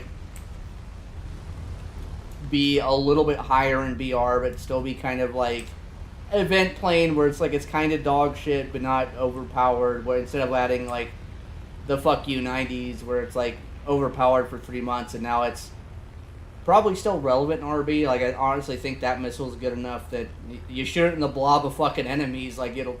4 out of 4 of them, one of them probably hits something at least, once every other game. So like that's like that gets you to the fucking average skill of the player base. So like it doesn't matter. But like I don't know. I could have bought it.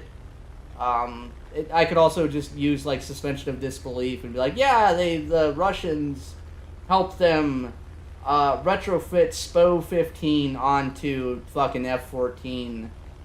We don't know. Who cares? I'll buy it. I'll buy it for the sake of the lore.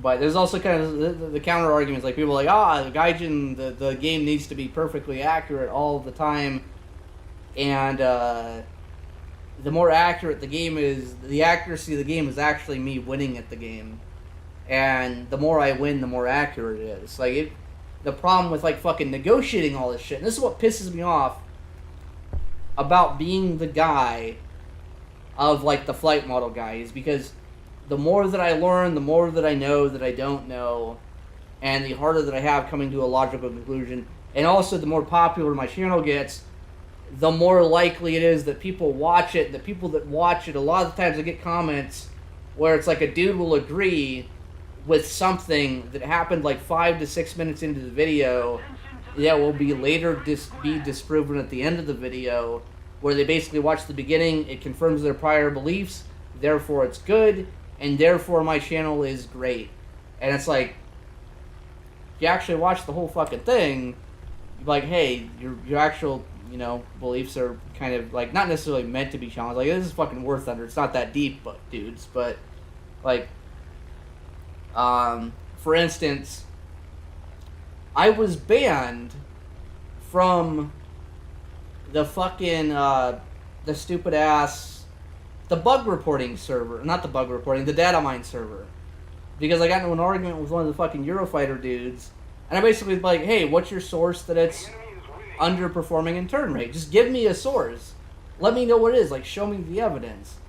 And some fucking mod got butthurt, banned me, and apparently, because I made the F-22 video and the fucking Refailure fucking bug report, they, like, another mod went back and looked at it and like, oh, actually, you guys didn't give him a fucking source, and also we're unbanning him so he can come back, but also, if he, like, starts shit again, it's the same thing again, whatever, we'll ban all fucking 4 of y'all. And it's like, what the fuck? Like, just, what the fuck? It's like dealing with the fucking Rafale fans and dealing with the Eurofighter fans, dealing with any fan of, like, a fucking particular airplane.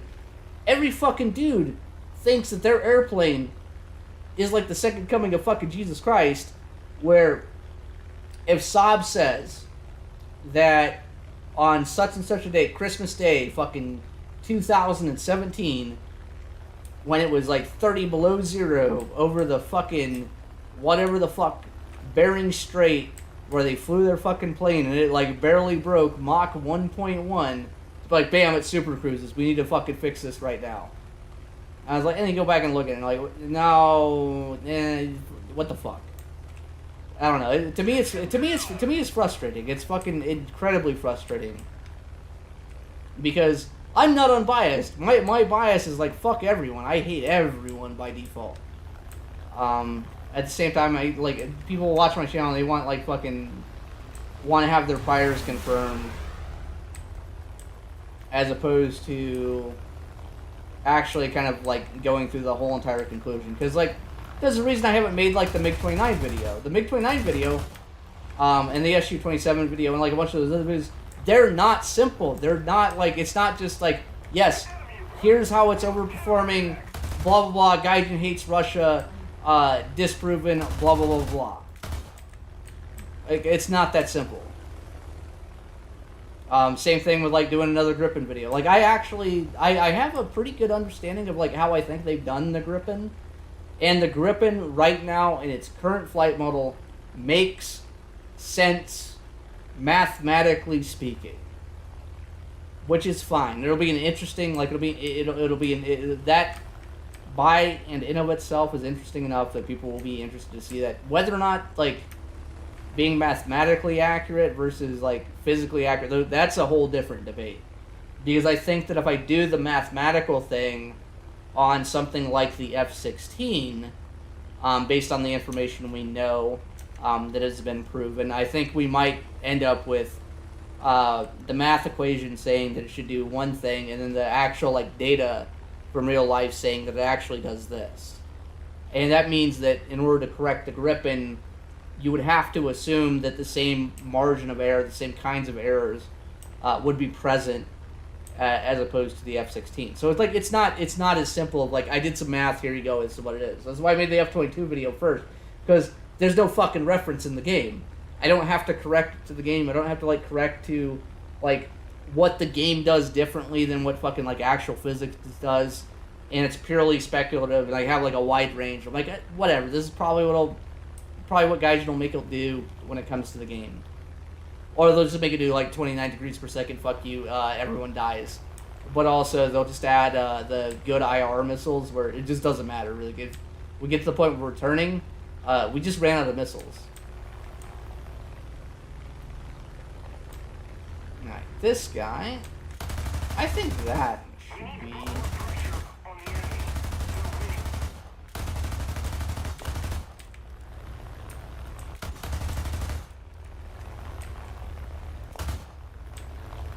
I gotta lock it in my brain. Can't.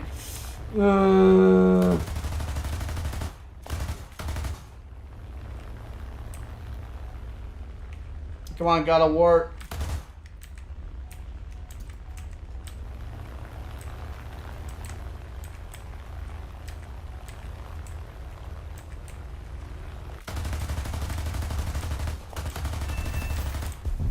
We did it. I blew up a plane that was worse than mine. I'm so good at the game. And we're in the fucking goddamn fucking bumfuck Egypt of the map. Whatever. Whatever. I'm here for SL. I'm here for SL. Need the silver lines.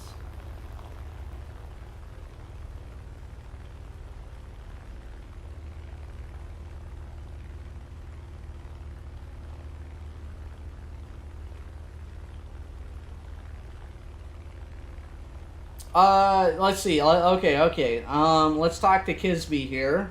We got 17 viewers here. Let me catch up on chat real quick. Mikey plays. You got some dog shit takes on the forums. Not gonna lie, man. You cope a lot. I've seen it. Not gonna lie. Whatever. You do you.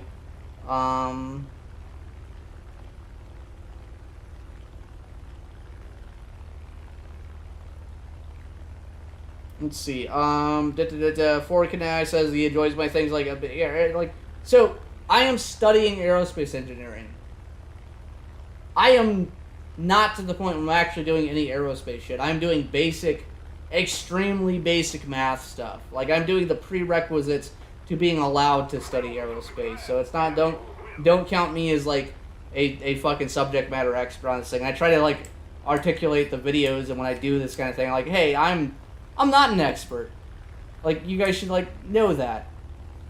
Once I get to be an expert, I will be more than happy to tell you the margins of error that we have in all of these assumptions.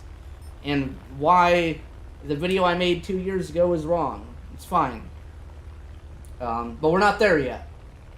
Kisby asks, isn't the Gripen overperforming according to that one British document comparing it to the Eurofighter? Yes, it is overperforming. By 3 degrees per second sustained turn rate, by a document that compares it to the Eurofighter. Also, the document that compares it to the Eurofighter, because I may or may not have that document somewhere. I may or may not be able to say that I have that document at this point, because things might have done some pretending to be British things and got that document. Those documents are based on a calculation. Those documents are not based on, at least as far as I can tell, based on Saab disclosing exactly what the plane does. So it means that the document has some underlying assumptions that may or may not be true. And you can see it in the document. Once I get the official copy that's not going to out me for pretending to be British,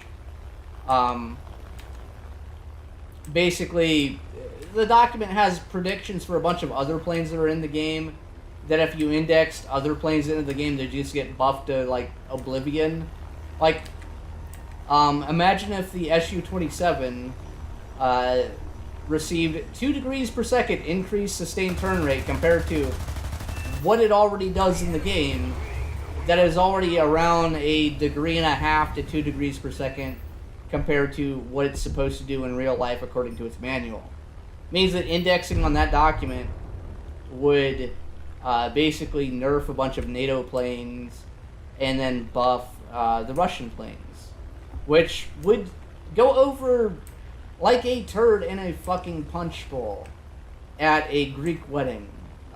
It would not go well. So I think that document by itself as a singular source, it's an interesting reference, but without having the underlying assumptions from the British, that it's kind of useless.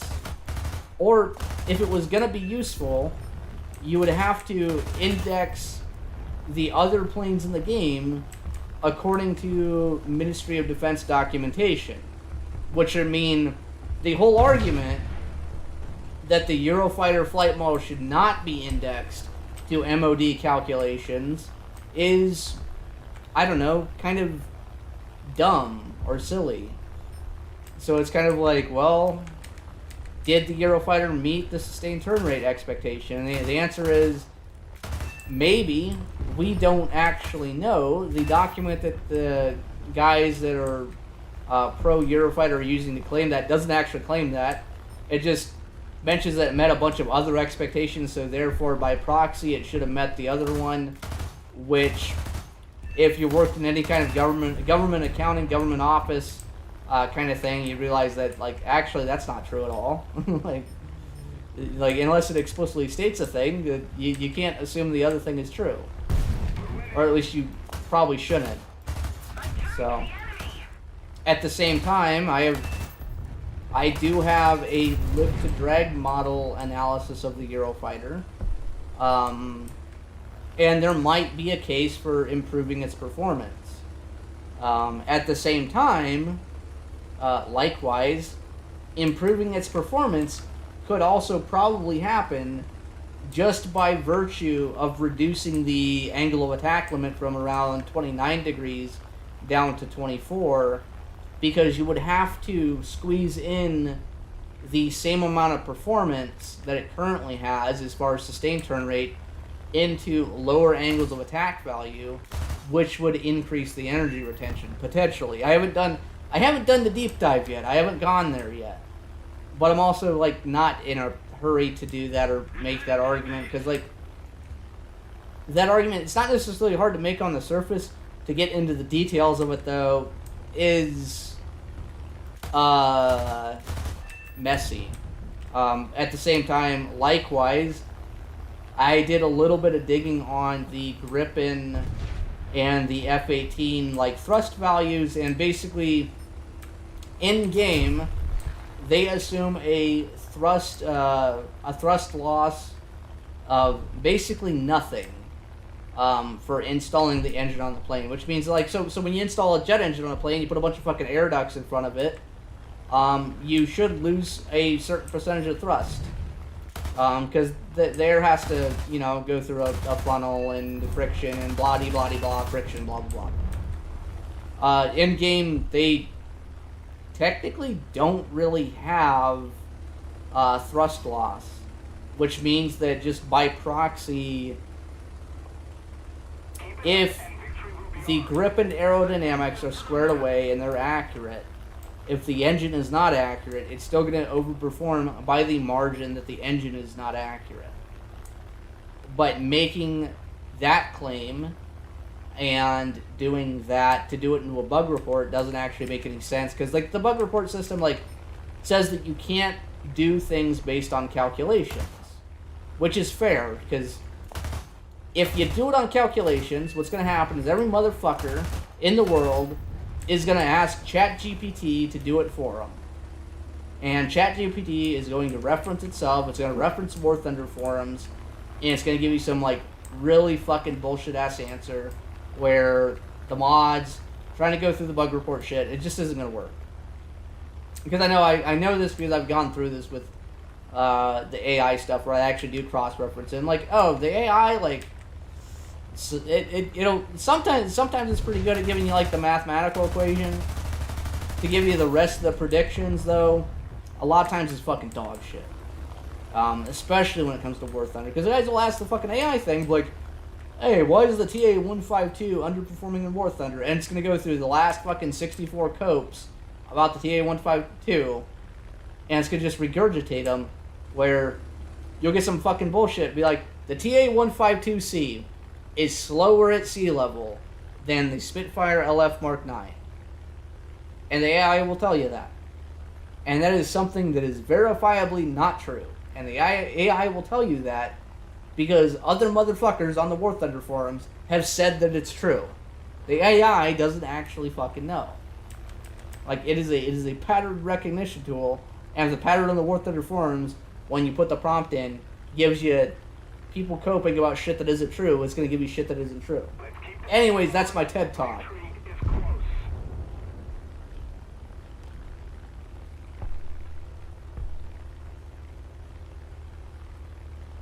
Let's see. For Kinematic says you can run rags through the aeronautical database, and that clears up any hallucinations while using all that. The thing is about AI is I don't necessarily hate it. I don't like the way that people use it.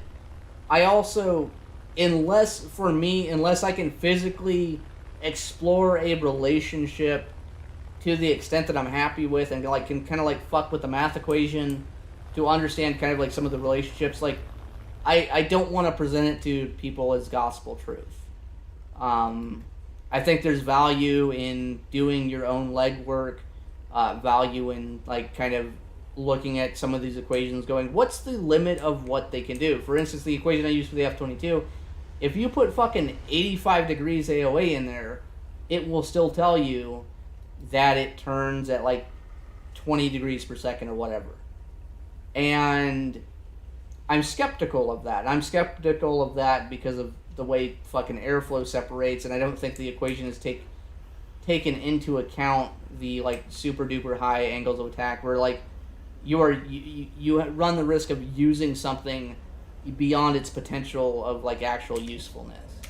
Where I'm not like if I don't like I'm not trying to make videos where I understand everything.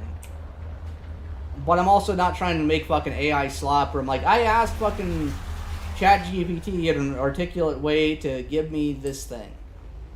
Like, it doesn't make any sense. Even for, like, on my last video, right, with the F-22. The turn rate calculation for G-forces I initially got from ChatGPT. As, like, I asked it to, like, hey, can you take this equation and make it into an Excel format? But then I took that equation, and I took the outputs, and I cross-referenced it with a calculator that I've already been using on the internet that is doing basically the same thing. And because those numbers matched up, I'm like, hey, the fucking AI gave me something that was useful. It did save me time. But at the end of the day, I still went back and fucking checked it. Because I'm not taking that shit at face value. You've got 70,000.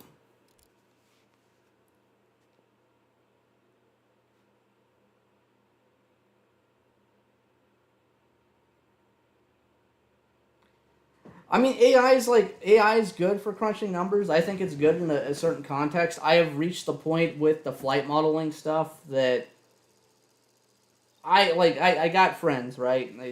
For some fucking reason, people, I tell them to go fuck themselves, and they somehow like me for doing that. They tell me to fucking suck at the game, and I'm like, it's okay. I want to get better at the game. Where, at some point, I will have a program that will run basically EM diagrams based on publicly available coefficient of lift, coefficient of drag models, where I can at least get like a general idea. Like that is the point that I have reached, where it's like, well, computationally speaking, for guys with like computer science degrees and shit, I don't think it's actually that big of a deal because it is just basically a fancy calculator. but I do need to make the outline for what I want it to do, etc., and then they can figure out how to code it. But by itself, like, AI is an okay tool. It's okay as a fancy calculator. As a writing a narrative, though, getting facts straight, AI fucking blows ass. Okay, Blanche Boy, have a good night. Oh no, I've seen too many fucking AI supported like theses, that are garbage. I've also seen like people just like get the AI to do a thing for them, and then ignore the thing that it put out. Like I think one of the most like kind of like recent examples is Lance Lynx is a guy who fucking that dude loves AI. That dude's obsessed with it, and he got AI to translate and be able to search up the SU-27 manual for him. And we had this debate about like whether or not the fucking turn rate diagram in the manual is referencing 25% total fuel or 50% total fuel. And his argument was that's referencing 50% total fuel, which is a mistake I made in the past. And he said AI proved him on that. And then he like went and searched up his AI, and it fucking said no. 50% of total fuel is the reference full fuel weight. The Su-27 has two fuel weights that the Russians care about, which is normal fuel, which doesn't count the wing tanks, and then overload fuel that counts the wing tanks, because the Russians, in their doctrine, because they have like the fucking world's largest fucking stupid airspace to defend, they can't rely on aerial tankers. So the Su-27 is, yes, it's an air defense fighter and does F-15C type of things. Also, it does F-15C type of things when the F-15C is equipped with 3 drop tanks, but instead of having 3 drop tanks, it has that internal space for like extra fuel. Whereas the Russians realize that, hey, in some configurations, this is a piece of shit long-range fighter that like we gotta patrol all this fucking airspace, dudes. And then in other configurations, like it's actually like a pretty reasonable heavy dogfighter kind of thing. And that's one of the things like going into the manual, like if you're just fucking looking at it in English and you assume that the reference that everyone uses is 50% fuel total, and you see 50% fuel in Russian, you just assume that it is, that's how you get erroneous assumptions. That's why there's so many fucking reports on the Su-27 for sustained turn rate that use like the reference number of 50% fuel when in fact it's 25% fuel. Anyways, that's the TED Talk there for that shit too.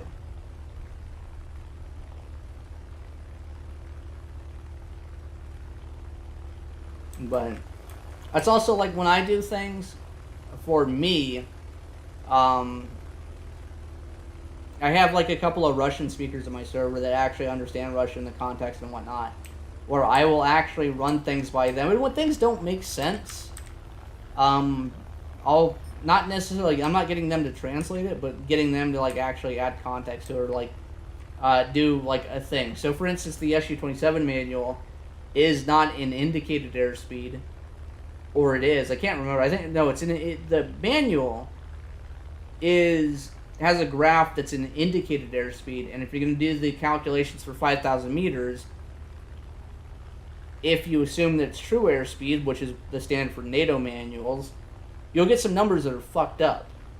You'll be like, wow, this thing's fucking amazing, or terrible. You have to convert indicated to true airspeed, and then you'll get like more accurate numbers, and then they seem more reasonable. Or is one of the things. At least I might have word saladed that, and I think it doesn't make any fucking sense, but I think you get the fucking point. I can go blow up this I-225 though.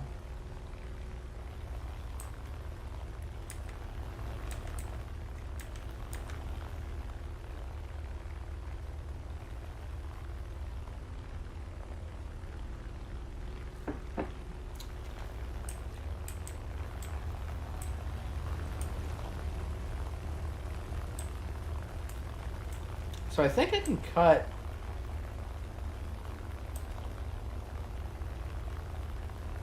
So I might do a thing where I fake this guy out and then drop on the 38.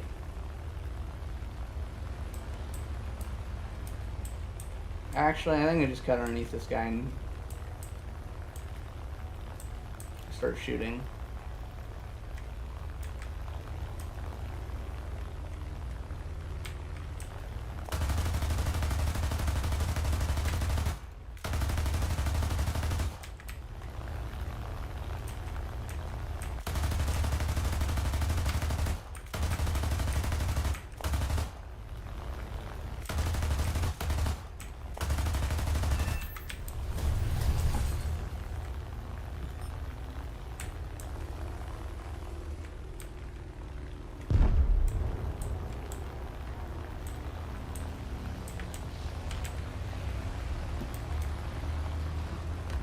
I hear more engines, and I don't like the sound of more engines, though. I don't like this fucking sound of that either. Go the fuck away, assholes. Go away! No, that's not the away I wanted. I didn't want the away into my fucking asshole. Well, my team's dead. Whatever. Don't care. More SL.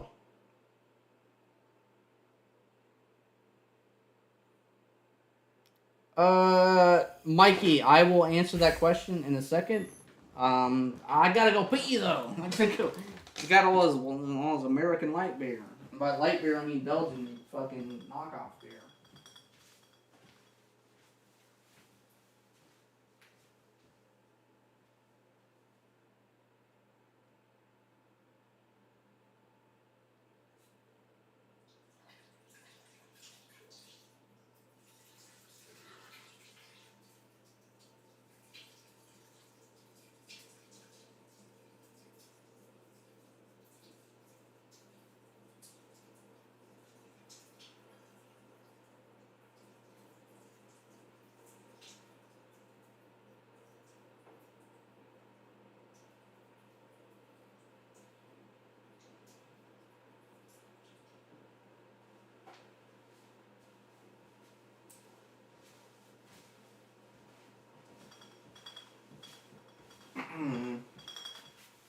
Okay, let's answer yo Mikey's question, because you know I gotta pretend to be a good engaging YouTube streamer. He's asking about heavy fighters versus light fighters, the thing that I like, and the thing is I don't make that kind of distinction. I try to pick things that I like from a historical perspective. There are some things I like from a gameplay perspective as well. Generally speaking, my preferred archetype of plane is like, for props at least, is a plane that people think isn't maneuverable, that I can maneuver in, that will catch them off guard. That's why you like see me doing like P-47 things. I'm like dogfighting Spitfires. I'm not like, and I'm not playing the plane perfectly correctly. Like I could be a little bit more diligent about like managing energy. But like I'm grinding SL. I don't care. Also, I've got like a 10-1, 11-1 KD and the same plane on my other account where like I actually like pretended to give a shit for a little bit. At the same time, like what I like changes based on the tier. For instance, I think the MiG-21 versus F4E type matchup is actually like pretty interesting in Sim, because you can use the superior turn rate and energy retention of the F4E for a good bit to gain an advantage of the 21, especially after the flight model changes that happened like 6 or 7 months ago. But the 21 is also interesting because it has something called blown flaps, where some of the thrust from the engine is redirected over the flaps that increases its lift. So the 21, once you get it to low speed, is actually like pretty darn strong. That kind of matchup is pretty interesting. At the same time, stuff at top tier, F-15A versus something like the older MiG-29 flight model would be interesting. The old F-16 flight model, which is better than the new one, versus the old 29 flight model, which is better than the new one. It was like interesting. For me, things become uninteresting when they are entirely one-sided. I don't mind that one plane is better than the other, but I do prefer that everyone has at least a chance of fighting back. That's kind of why I've been kind of militant about the current state of the Rafale. And also I'm militant about the current state of the Rafale, just interacting with, like, direct support and going, God fucking damn, this guy thinks that the Rafale is literally a counterpart to the F-22 and a counterpart to, like, 5th generation stealth planes, which I think that anyone that's actually done the research would come to the conclusion that it's not. That in spite of the propaganda, in spite of the aura and mystique, that, like, no, stealth is actually a pretty goddamn super duper important advancement in, like, fighter plane and kind of like airplane versus, like, ground AA technology. But these people, like, look at marketing where 5th generation stealth is actually electronic warfare, and if I could scream from the heavens to everyone that fucking electronic warfare is not stealth. Those are two different things, and they should be treated as two different things. And also, stealth planes are not incapable of benefiting from electronic warfare. Whereas, you can't make a plane that is not stealth into a fucking stealth fighter. There are some physical things that you just can't do. Like, and that's fine. It's fine to just acknowledge that the reality is, like, hey, you know what? The Eurofighter and the Rafale are not the F-22. They were not designed to be the F-22. That's also okay. Like, it's fine.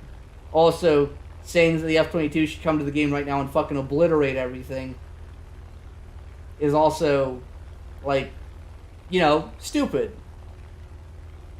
But I don't know. It's a controversial take. Controversial take is, I don't know, other people should have a chance to play the game in a way that's, like, not necessarily enjoyable because it's War Thunder and it's meant to make you fucking hate your life, but, like, you should at least, like, get into a dogfight and get into a fight and be like, yeah, this guy's not going to totally just fucking press his S key and just fucking rape my asshole by virtue of, like, being able to push his S key in.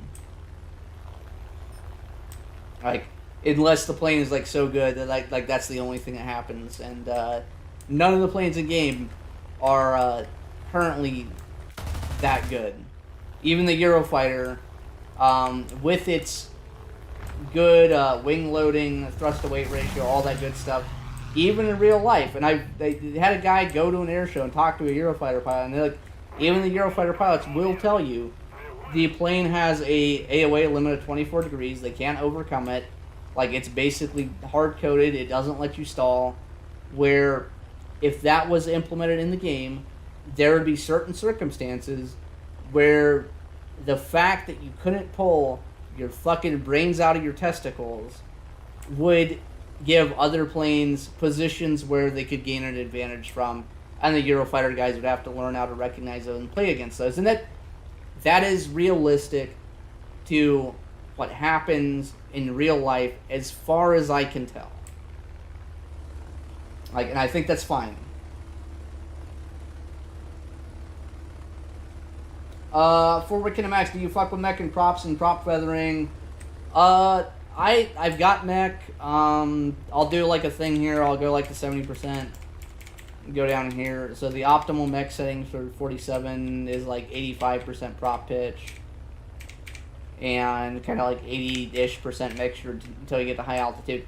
But the thing is with mech, with this is a set and forget setting. I like literally just like throttle up and it's fine.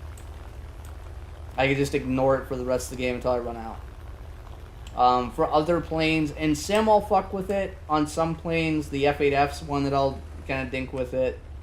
The 109s I don't really do a lot with, except for the radiators. Like, I've got it. I don't think it's that big of a deal. I put all that crap on the number pad, so, like, it's there, but, like, it's not... Me being bad at aiming is not going to get solved with mech. Like, I'm just going to fucking ride this guy's butthole.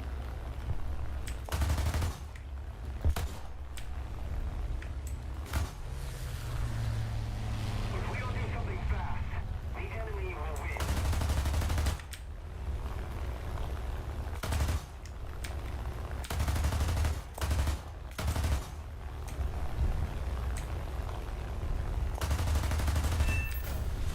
And he's destroyed. Target eliminated.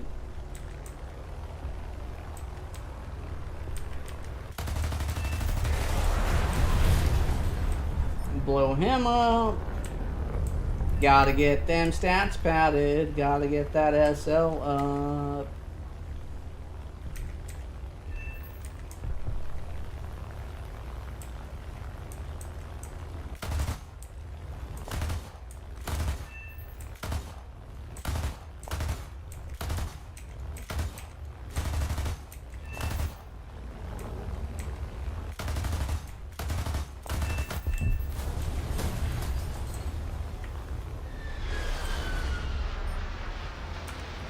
What time is it? It is almost 1 o'clock. But I'm chilling.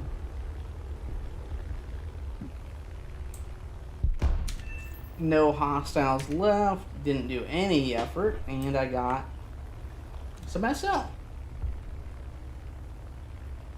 The face win. No F4G with Harm and War Thunder. I mean, I don't know how it's going to work. I do like the F4s. Like, the F4 F Ice actually might be one of my favorite planes that I just know is terrible. It is legitimately fun, though, in Sim to just go dogfight like some random F-15 player and just, like, sit behind it with guns and shoot them. Because it does make people a little bit angry. Do we have... Well, we're getting up to 860,000.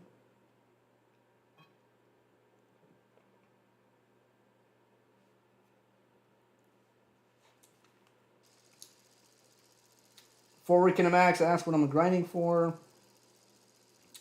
I'm trying to go for the 29G. I might go for the F-18, but I've got some flight models that I haven't dinked with. I think at 13.0, even with the current iteration of the 29 flight model, I think I can cook with it. I want it. Also, I've gotten bored of, like, top tier, so...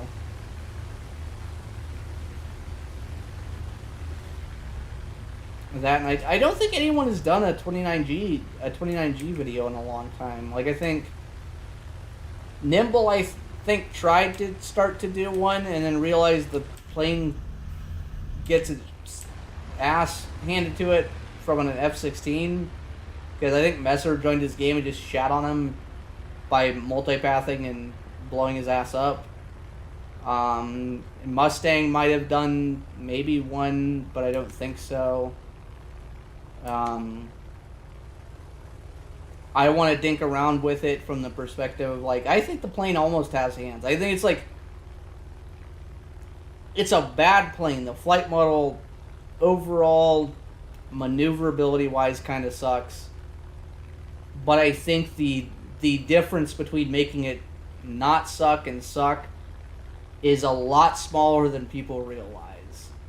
And I think in the context of a bigger EC game, I think I can basically make it work without really any issues. Because you go into an EC game, if you bleed your speed and go for position really quickly, you can usually crutch on the engine thrust.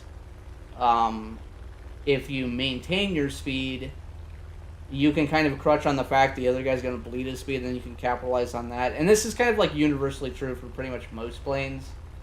So it doesn't mean that random EC games that are really indicative of, like, whether or not the flight model's good. If you understand the way that most people play. So it's kind of it's kind of like, I want to play it because it's neat. Nah, the 29G and the Big 25 is not crazy. Not covering the same fucking 3 top tier planes over and over again for 3,000 views is crazy though. But I don't know. Depending on the way the Rafale, the way the devs respond to the Rafale stuff, I'm hoping we get a response this week.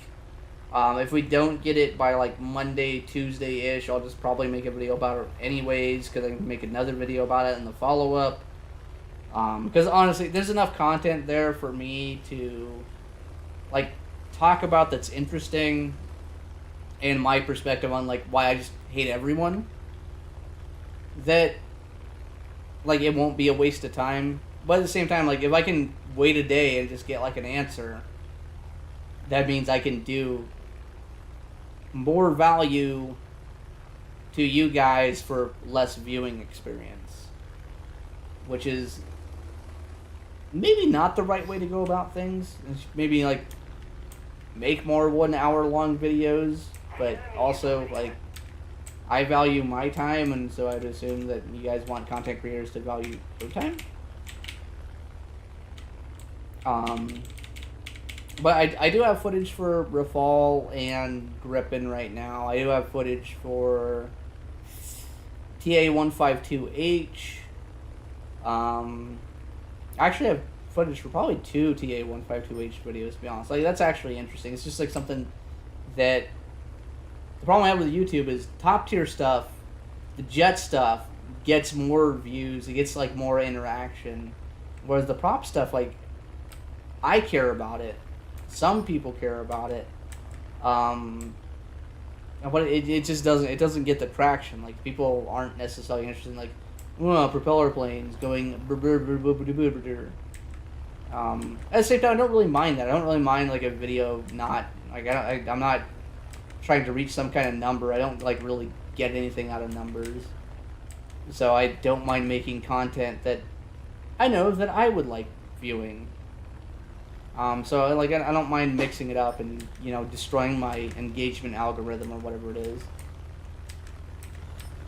because I think the 152H from a flight model perspective is just as interesting. It's a good avenue to discuss like the use of like ChatGPT as your source for making shit up about War Thunder.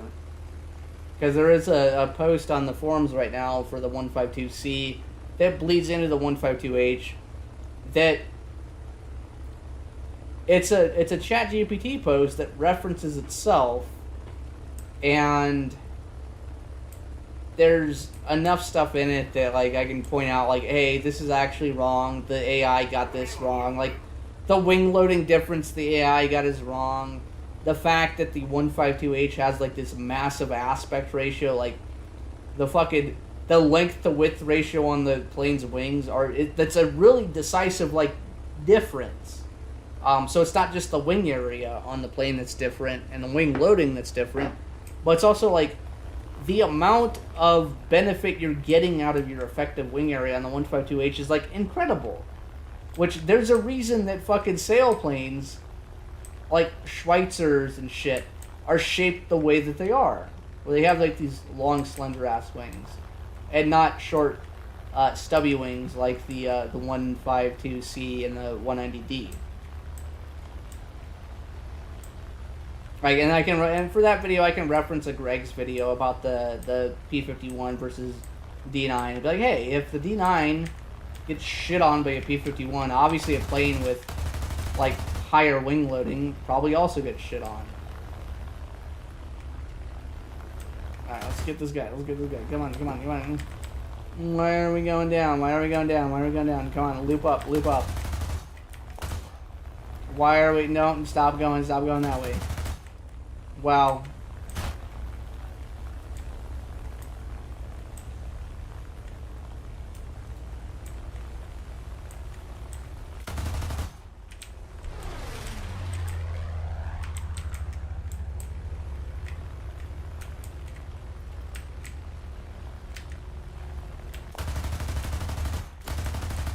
Come on, guns, work. Work, guns. There we go. Server damage.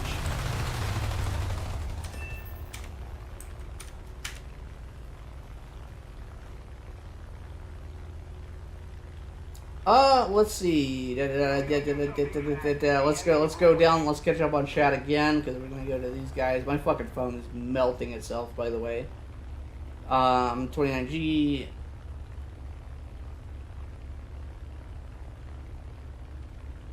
If 4 Kinemax says the MiG-29G doesn't suck, I don't think it sucks at like 13.0.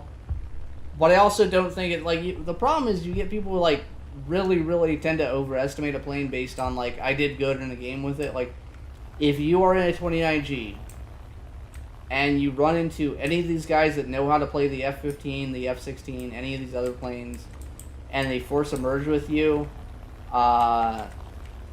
you just kind of die. There's not a lot you can do about it, and it kind of like that's kind of like a dichotomy that sucks. I think this guy's gonna blow himself up, so.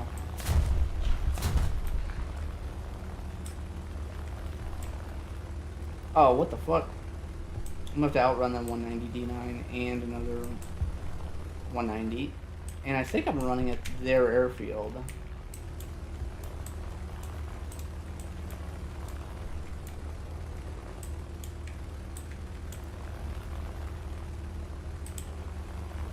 Whatever, I'll hit him with the old side to side.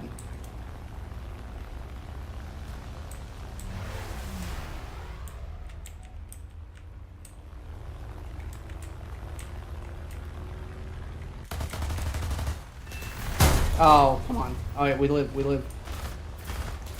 No, we don't live. We don't live.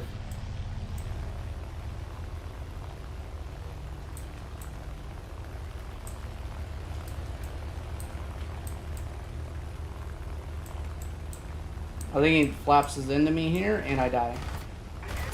Yep.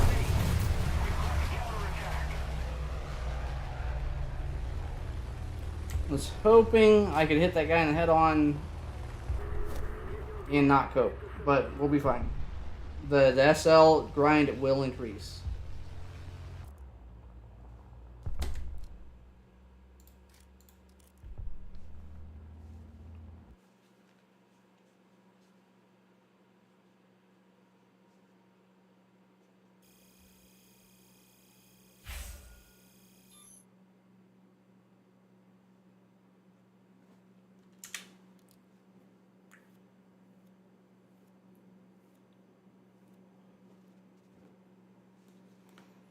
Let's see. Catch up on chat. Let's see. Have you ever done videos on CAS, Su-25s, and ground simmer helicopters? I have not done that. I was borderline, spoiler alert, going to make a video on the KH-38 and ground sim, and I got probably about halfway through that project, and I have put it on a hold for not necessarily important reasons, because like I obviously could make the project, but I am waiting, hoping to get a little bit more information on not necessarily KH-38 specifically, but kind of like a general understanding of like how Russian weapon developments work. To have something that isn't just like Mythic Pi made a post and here's all the ways that it was wrong, because that's an easy thing to do.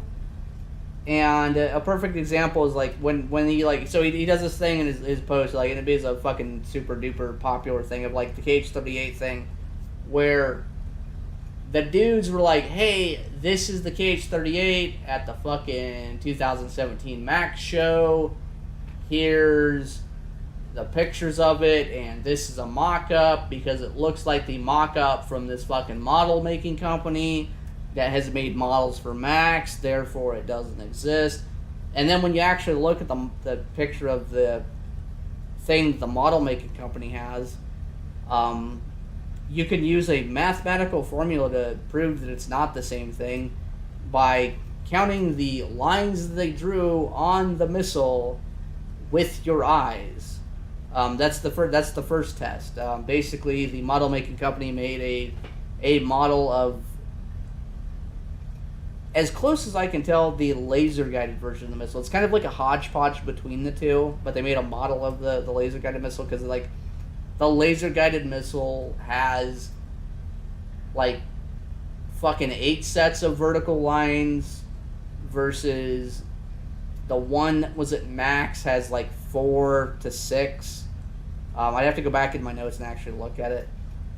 And the other thing about the model making company missile is if you look through the model making company's website, you will see pictures of the same missile from a different angle where you can see the seeker head on the model missile is blue spray paint.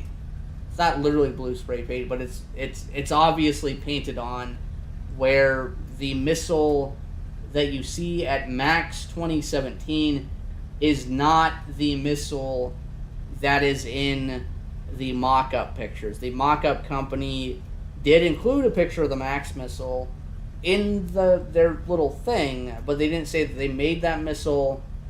And it also kind of looks like they used it as kind of like a reference, like, hey, this is what the real thing looks like, and this is what we did. And it's kind of unclear. The reason I didn't make that video is, number one, I got too drunk for the script.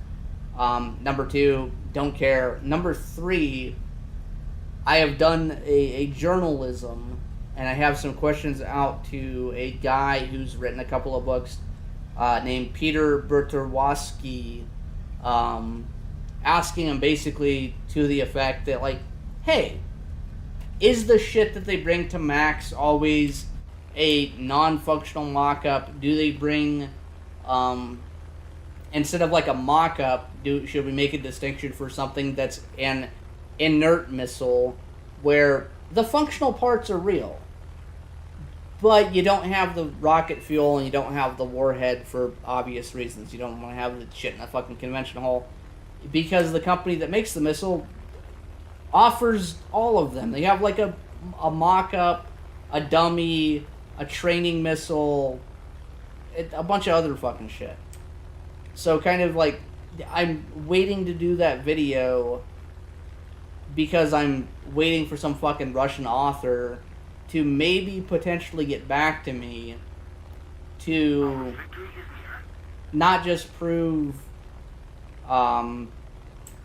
beyond a reasonable doubt or a shadow of a doubt, but like it basically what it boils down to is I am waiting for more info that'll be more interesting by itself. There's just not me going, well, Squish, you like Russian planes, so you're just going to say that Russian planes are good and Russian aviation is good. And like, I think overall, the evidence I've seen shows that the Russians are capable of making an IR seeker.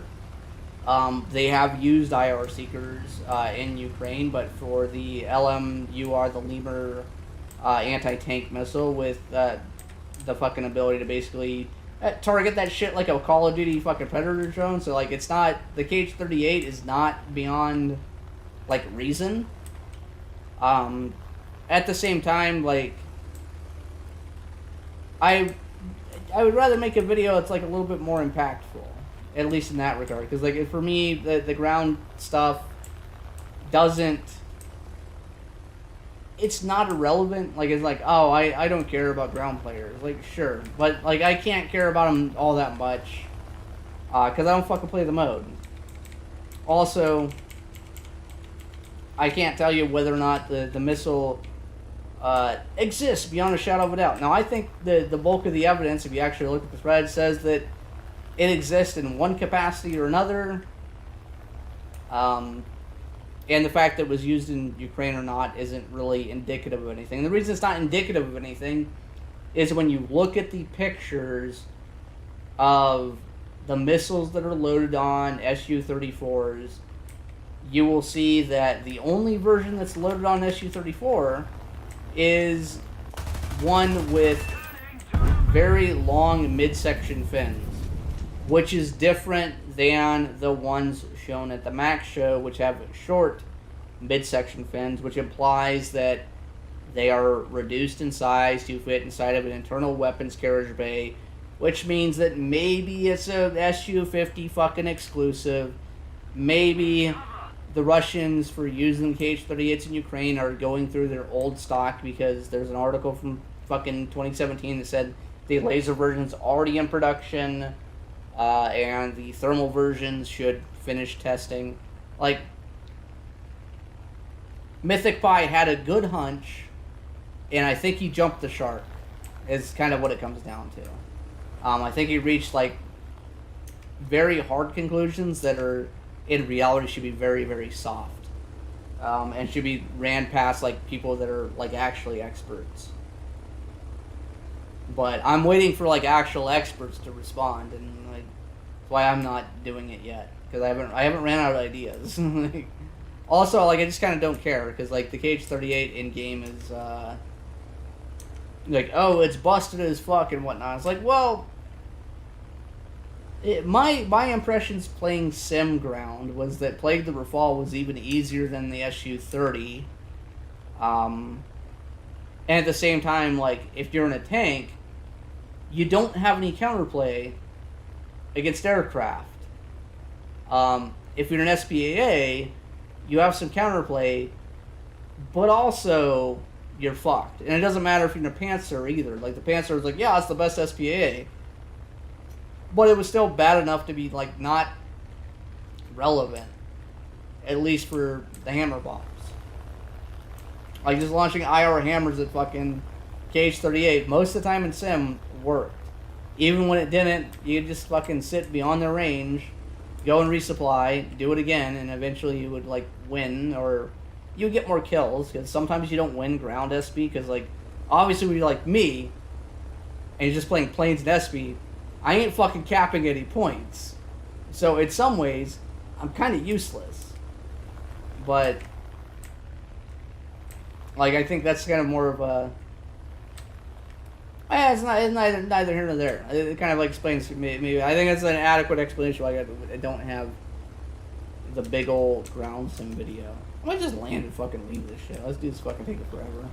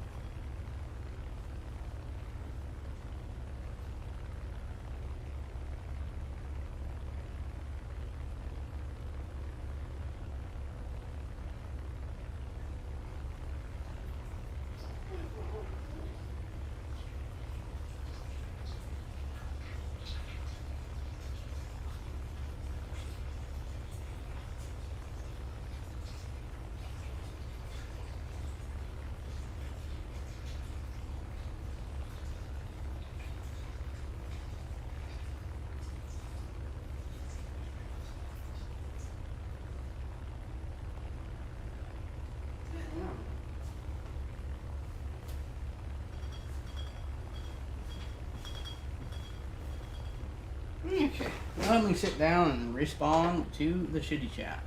Hopefully we're fucking done with this shit, because I'm... Let's see, do we got any players? No players spotted. Some fucking Japanese... Alright, I'm just gonna do this. Fuck this shit. And catch up on the shitty chat here. Let's see, before Kinemax ask, can't you just shoot the missiles down? The exception of a tank, SPAs can shoot it down right. I mean, yes, technically yes, it does happen. It happens enough. Is it something that I would consider counterplay? Not really, because, like, if you're in a fighter, if you're in a ground attack plane, and you're outside of the range of the SPAA, it's really easy to just shoot again and try again, and they can keep shooting it down. But also, you can just be out of range of them. So like at best, it's a stalemate, which is like I think. I think for ground, like they've shoveled so much stuff into the mode at the same time at distances that don't make sense and contexts that don't make sense. Like, there's no way to make it work in a way that's satisfactory to everyone.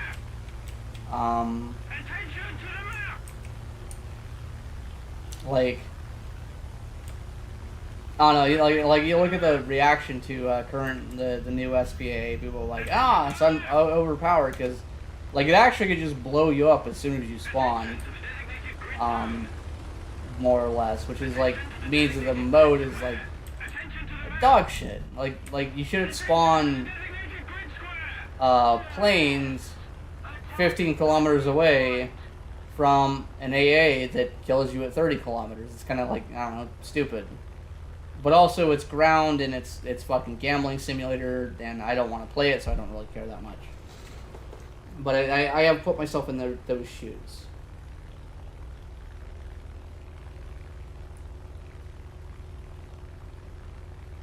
Dudes, I'm gonna go to bed. And like, people be fucking show up to the stream at fucking 3 o'clock in the morning.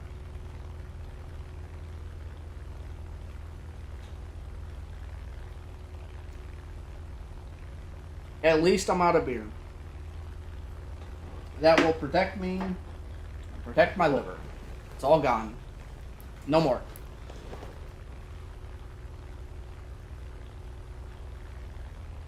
Oh, I just saw the fucking dude says the Rafal thread on the forums is fire right now. I saw like a little bit of the Rafal thread. I think they fucking gave up on it, to be honest. I think they're like not distracting. They're just like maybe crossing their fingers and hoping Nerf doesn't go through. I don't think Nerf goes through, by the way.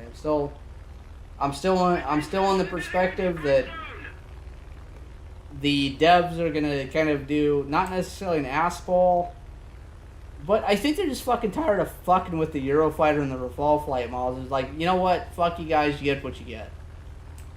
The next like level of bullshit will be stealth fighters. Who cares? Cope and seethe. Maybe the fucking 500 kilograms added to the new Rafale will nuke the flight model. But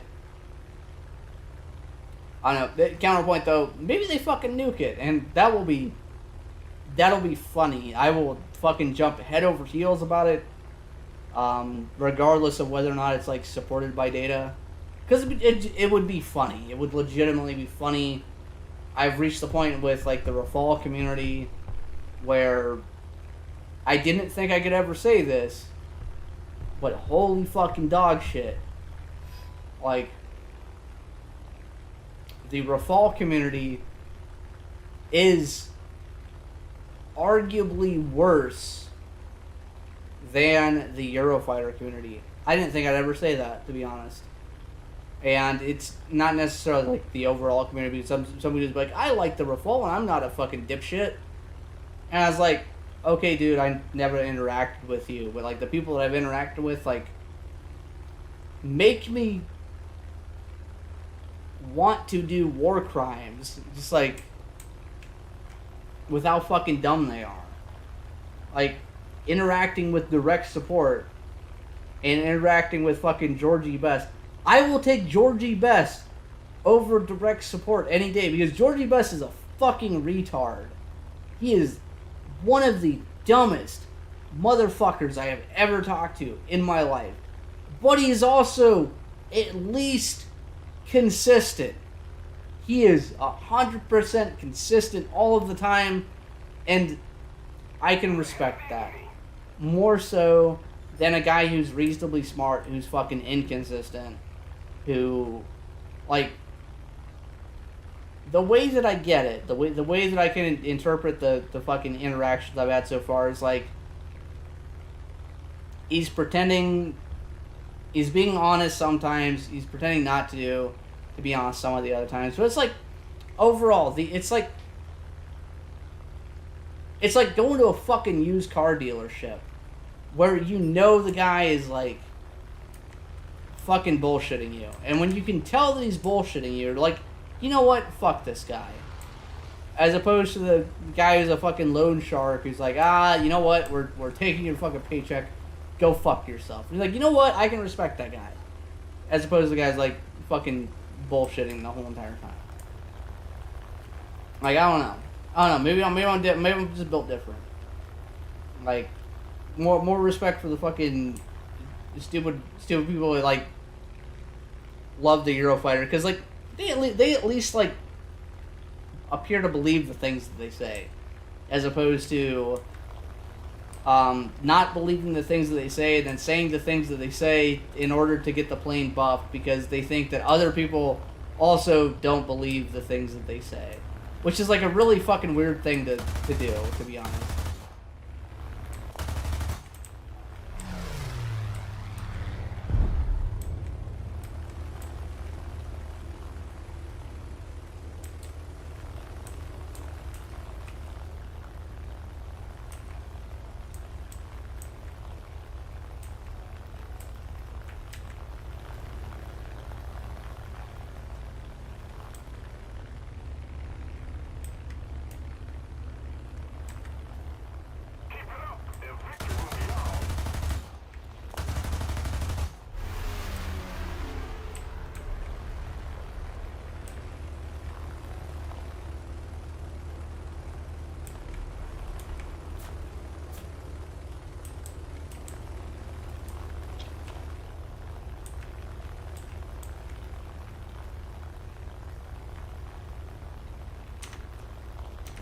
God, he's gone.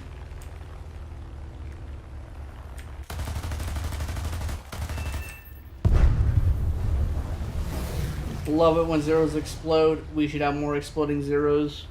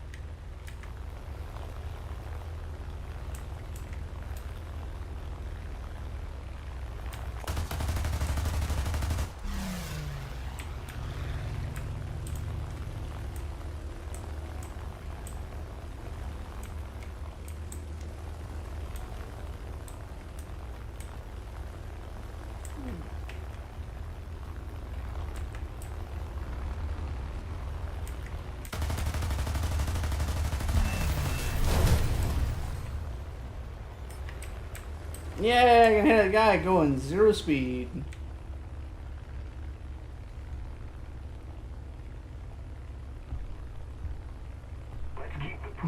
Georgie Best is a guy who is on the forums. His name used to be Slowhand Clap. If you've been into any of the bug reporting discords, you've already seen this dude. I'm fucking gonna get obliterated here. I am so dead. I am so dead. I am so fucking stupid. I fucking totally underestimated this guy's speed. I thought I had the speed on him to go up, and I did not. I am so stupid. And he's dead, so who cares?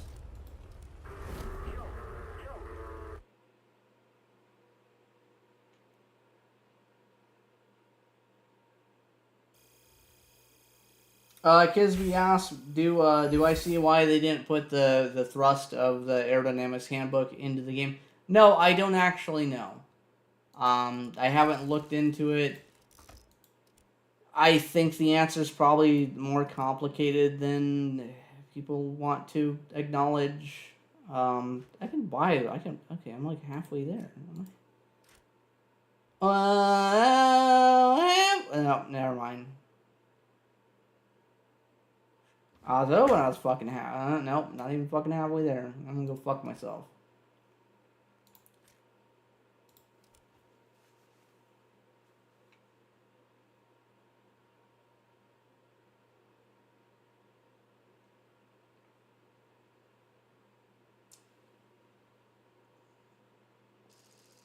I mean, slow hand clap is Georgie Best. Georgie Best is slow hand clap. And in all honesty,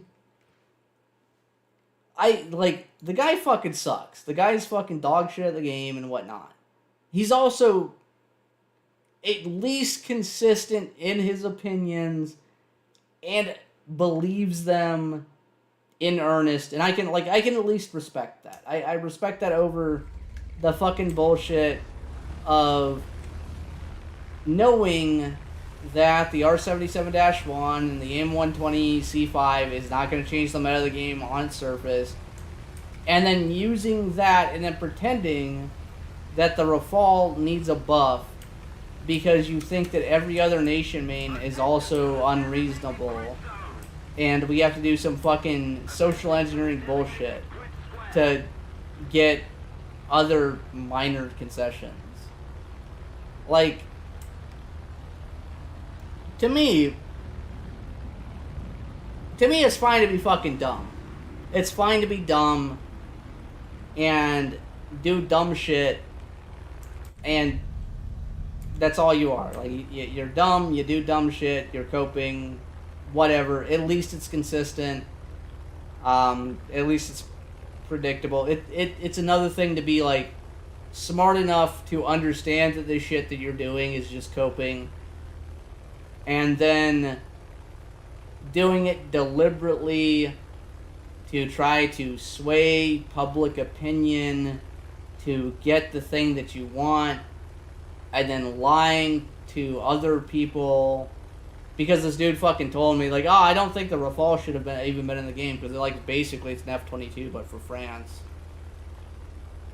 And but I'm opposed to it being in the game. And you look at the dude's fucking player history. It's literally a fucking, like, 9 months of playing nothing but Rafale, like 900 fucking games in one plane and like fucking 10 in another. Where it's like, dude, I ain't taking your shit at face value, man. Like, if you don't like the state of a plane, if you think it's overpowered, if you think it's like fucking busted and shit, and you think that that is a bad thing, and the implication being that if you think one thing, you should think the other, then maybe you shouldn't fucking play it over and over and over again. Because if you take his shit at face value, and if you look at his advocacy for buffing the Rafale at all times, this is his public-facing thing, and then you look at him like literally fucking doing nothing but playing the Rafale, it really fucking looks like you should buff my plane because it's the best in the world, and I think it's the best in the world, and the better it is in the world of War Thunder, the more accurate it is. And it's like, do you evaluate people on what they say, or do you evaluate people on what they do, or do you evaluate people on what they say that they do, and then tell you the reasons that they say that they do it to make it seem more benign? And my answer is, if you have to go to the fucking public and lie about the things that you believe, you're a fucking dipshit asshole, and you should go fuck yourself. So, in all honesty, like, my advocacy for fucking nuking the fucking Rafale from low Earth orbit is like me interacting with this dude, going like, giving him as many fucking chances as I think I realistically can, and him basically failing every kind of litmus test that I would have. Because, like, I gave him the info on the fucking, the plane overperforming. As far as, like, the thing. Of, like, hey, bingo fuel comes on, they adjust the bingo fuel level in the motherfucking video. You can see them do it. You see that it's adjustable. If you actually looked at the video, you can fucking see them adjust it. And he fucking radio silence for like fucking 2 weeks. And he comes back with carrier landing, 2,400 kilograms of fuel. Therefore, it's not adjustable. And the whole fucking air show was at 2,400 kilograms of fuel. And it's like, it means that you don't fucking look at the footage. And it means that his analysis was like literally just waiting for something to make the argument that it's like not true. I don't know the argument that I made is true, but I referred it to the devs to be like, hey, motherfuckers, look at this shit, and at least give us an answer.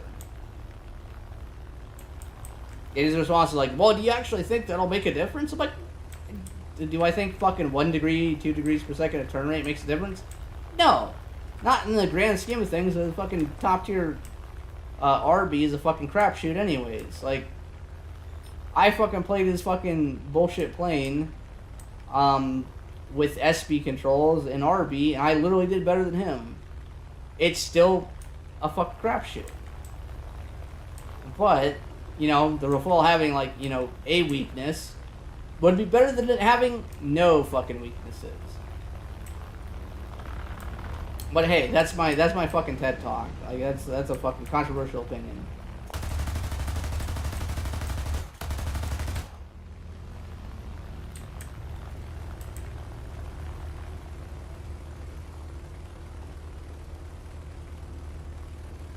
Alvis is not a rage baiter. Alvis is a fucking idiot. Like, Alvis is legitimately stupid. Like, Alvis, like, has almost... Like, Alvis will make almost a reasonable conclusion, get 3/4 of the way there, and then veer off into left field at the very last second in a way that just makes you lose faith in humanity. Like, that dude is stupid. That dude tried to, like, and that dude has an argumentative tactic where, like, if you disprove him, he will say that he agreed with you the whole time and you misunderstood his argument. And, like, that's not actually the case. Like, no, you made a clear argument and, like, your argument was terrible. And let's see if we can not get blown up by the K4.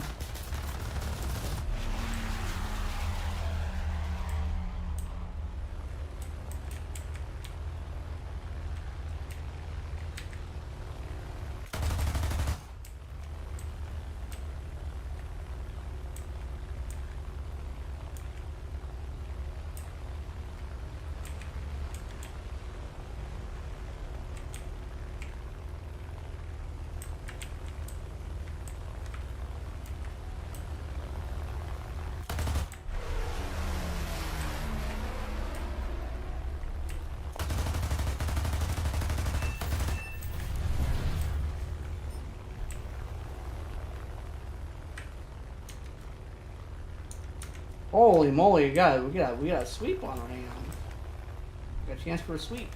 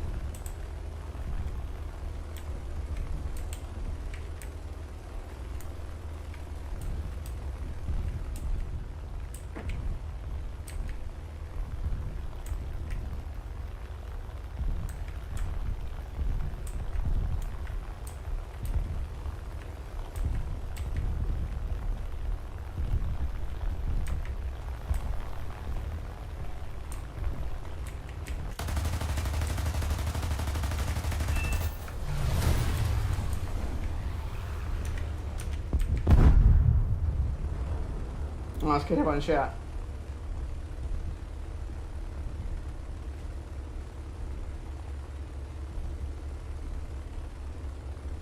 I mean, I don't care if you're autistic. You play War Thunder. It's literally just an implied thing. Like, you don't have to be autistic to be stupid. Like, those are not mutually exclusive things.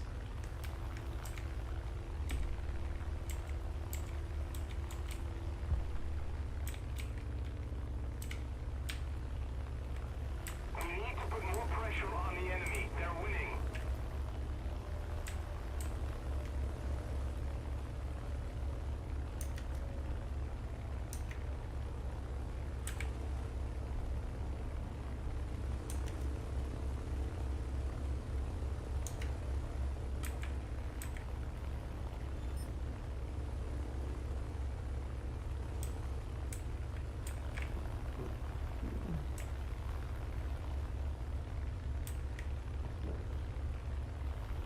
Oh, I gotta deal with a fucking. I don't want to deal with fucking Spitfire.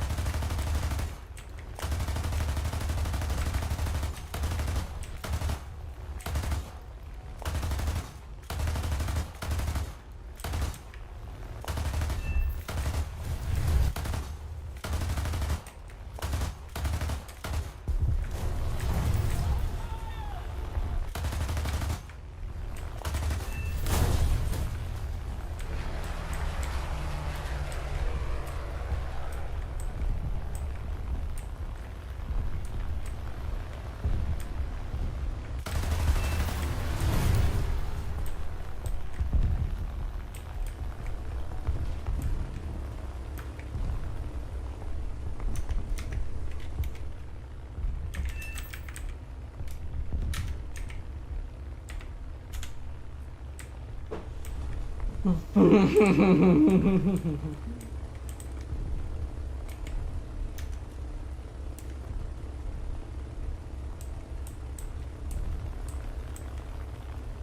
gotta deal with 2 Spitfires? I don't want to deal with 2 Spitfires. That sucks. I don't like that.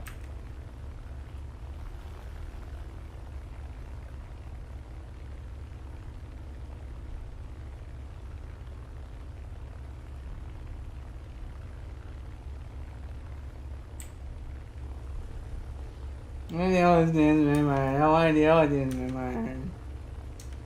You gotta save me.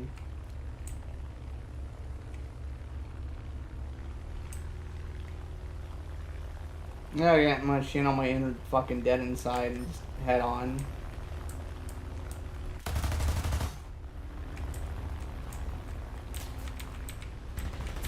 A Mark 20.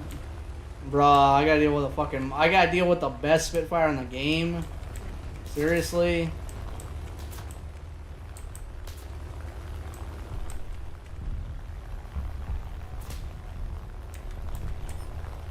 Come on, Dead Inside Jeans, fucking help me! They're not helping me. I have to fucking dogfight 2 fucking dudes in planes that are better than mine. I'm coping.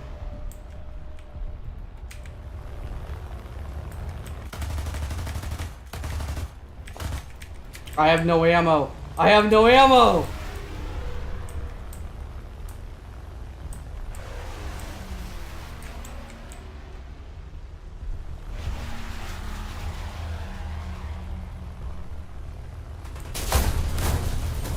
No, I didn't need the ammo. I didn't need the ammo. I didn't need the ammo. That was an 8-kill game. That was an 8-kill game. Trust.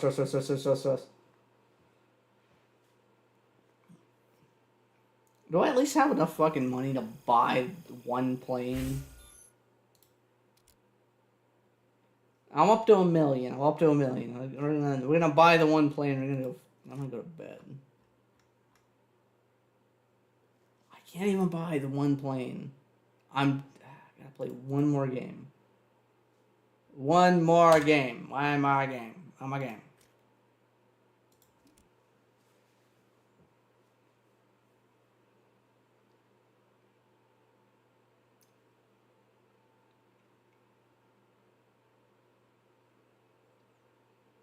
Hopefully the fucking Rafal thread by the morning just explodes.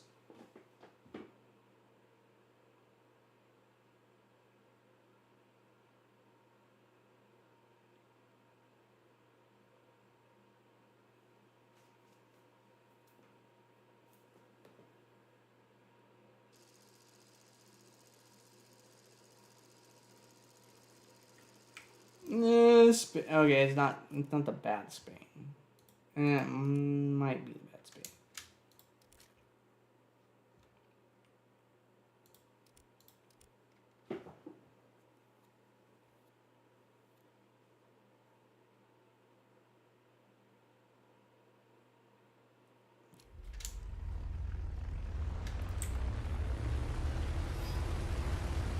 Attention to the designated grid zone.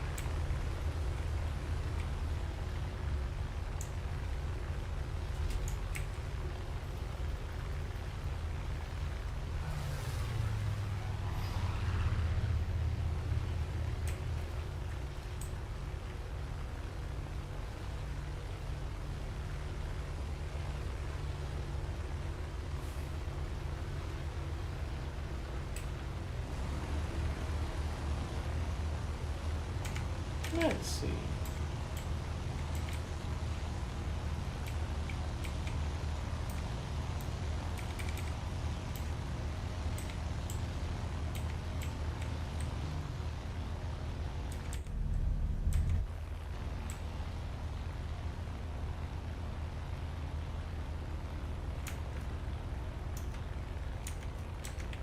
Alright, let's get it about the chat. You got any questions? We got fucking 5 minutes, and I'm gonna fucking head on some shit and die.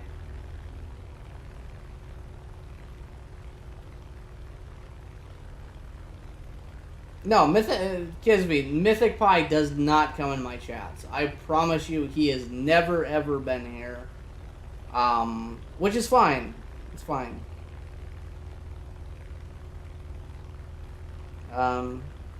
Like, I am #1 Mythic Pie hater just by proximity of knowing every War Thunder player, and every War Thunder player I know I fucking hate. So, like, it's not, like, if dude be in the chat, be like, oh my god, this guy hates me. And, like, I fucking hate everyone, so it doesn't matter. Like, I honestly, like in the fucking tier list, Mythic Pie be, like, fucking 27 down on it at this point.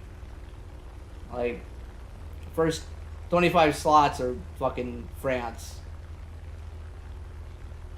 Attack the D point. Never attack the D point. Negative. Defend the D point. I refuse. Affirmative. Attack the D point. Never. On me. Defend the D point. Motherfuckers be like, defend my dick.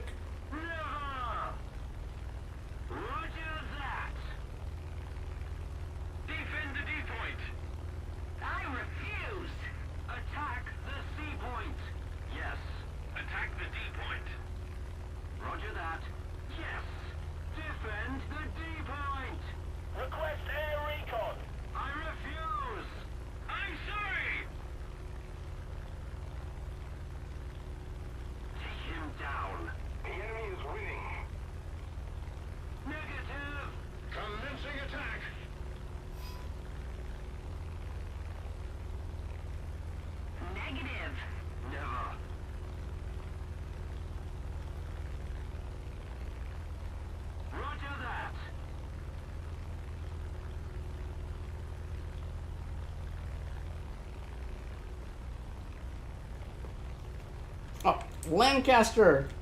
12 o'clock! Go, go, go, go! Shirley, 50 cows, do the damage, do the damage, do the damage. Yeah, let's go!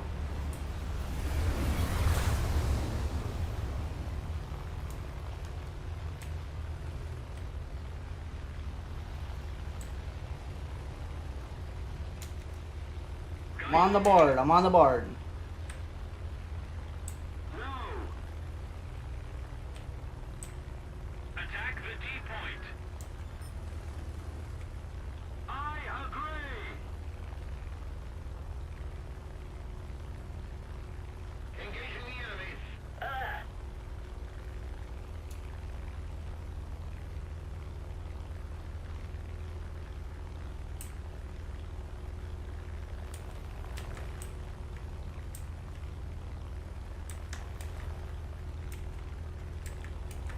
Attack the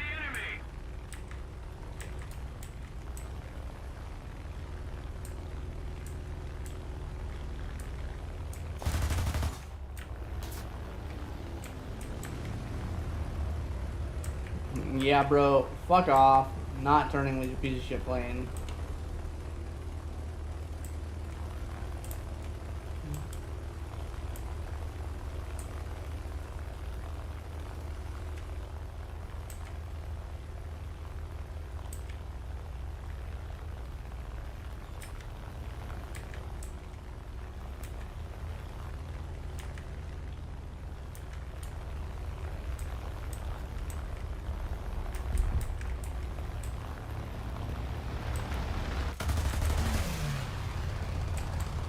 Had a good shot, I missed. I'm bad at the game.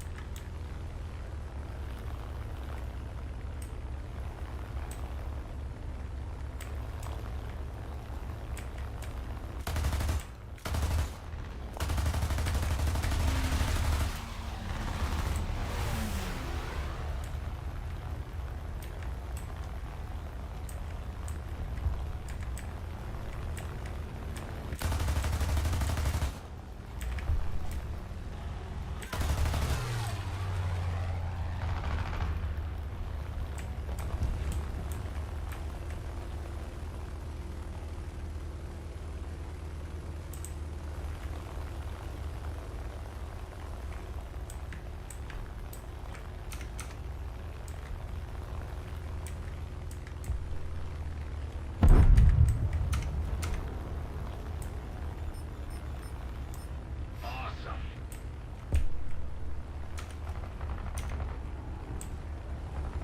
Take him down.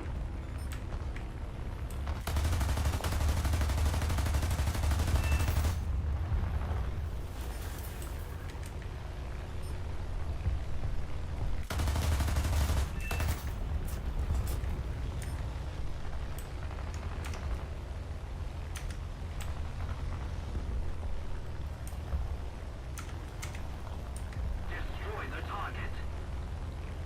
Our victory is near. Yes. What? How the fuck do you do that? How do you do that? You fucking dipshit dumbass. Literally like fucking 37,000 feet below this fucking dude. Blam, you're dead. Friendly P-38K. Fucking genius, man. How? Like, oh my god.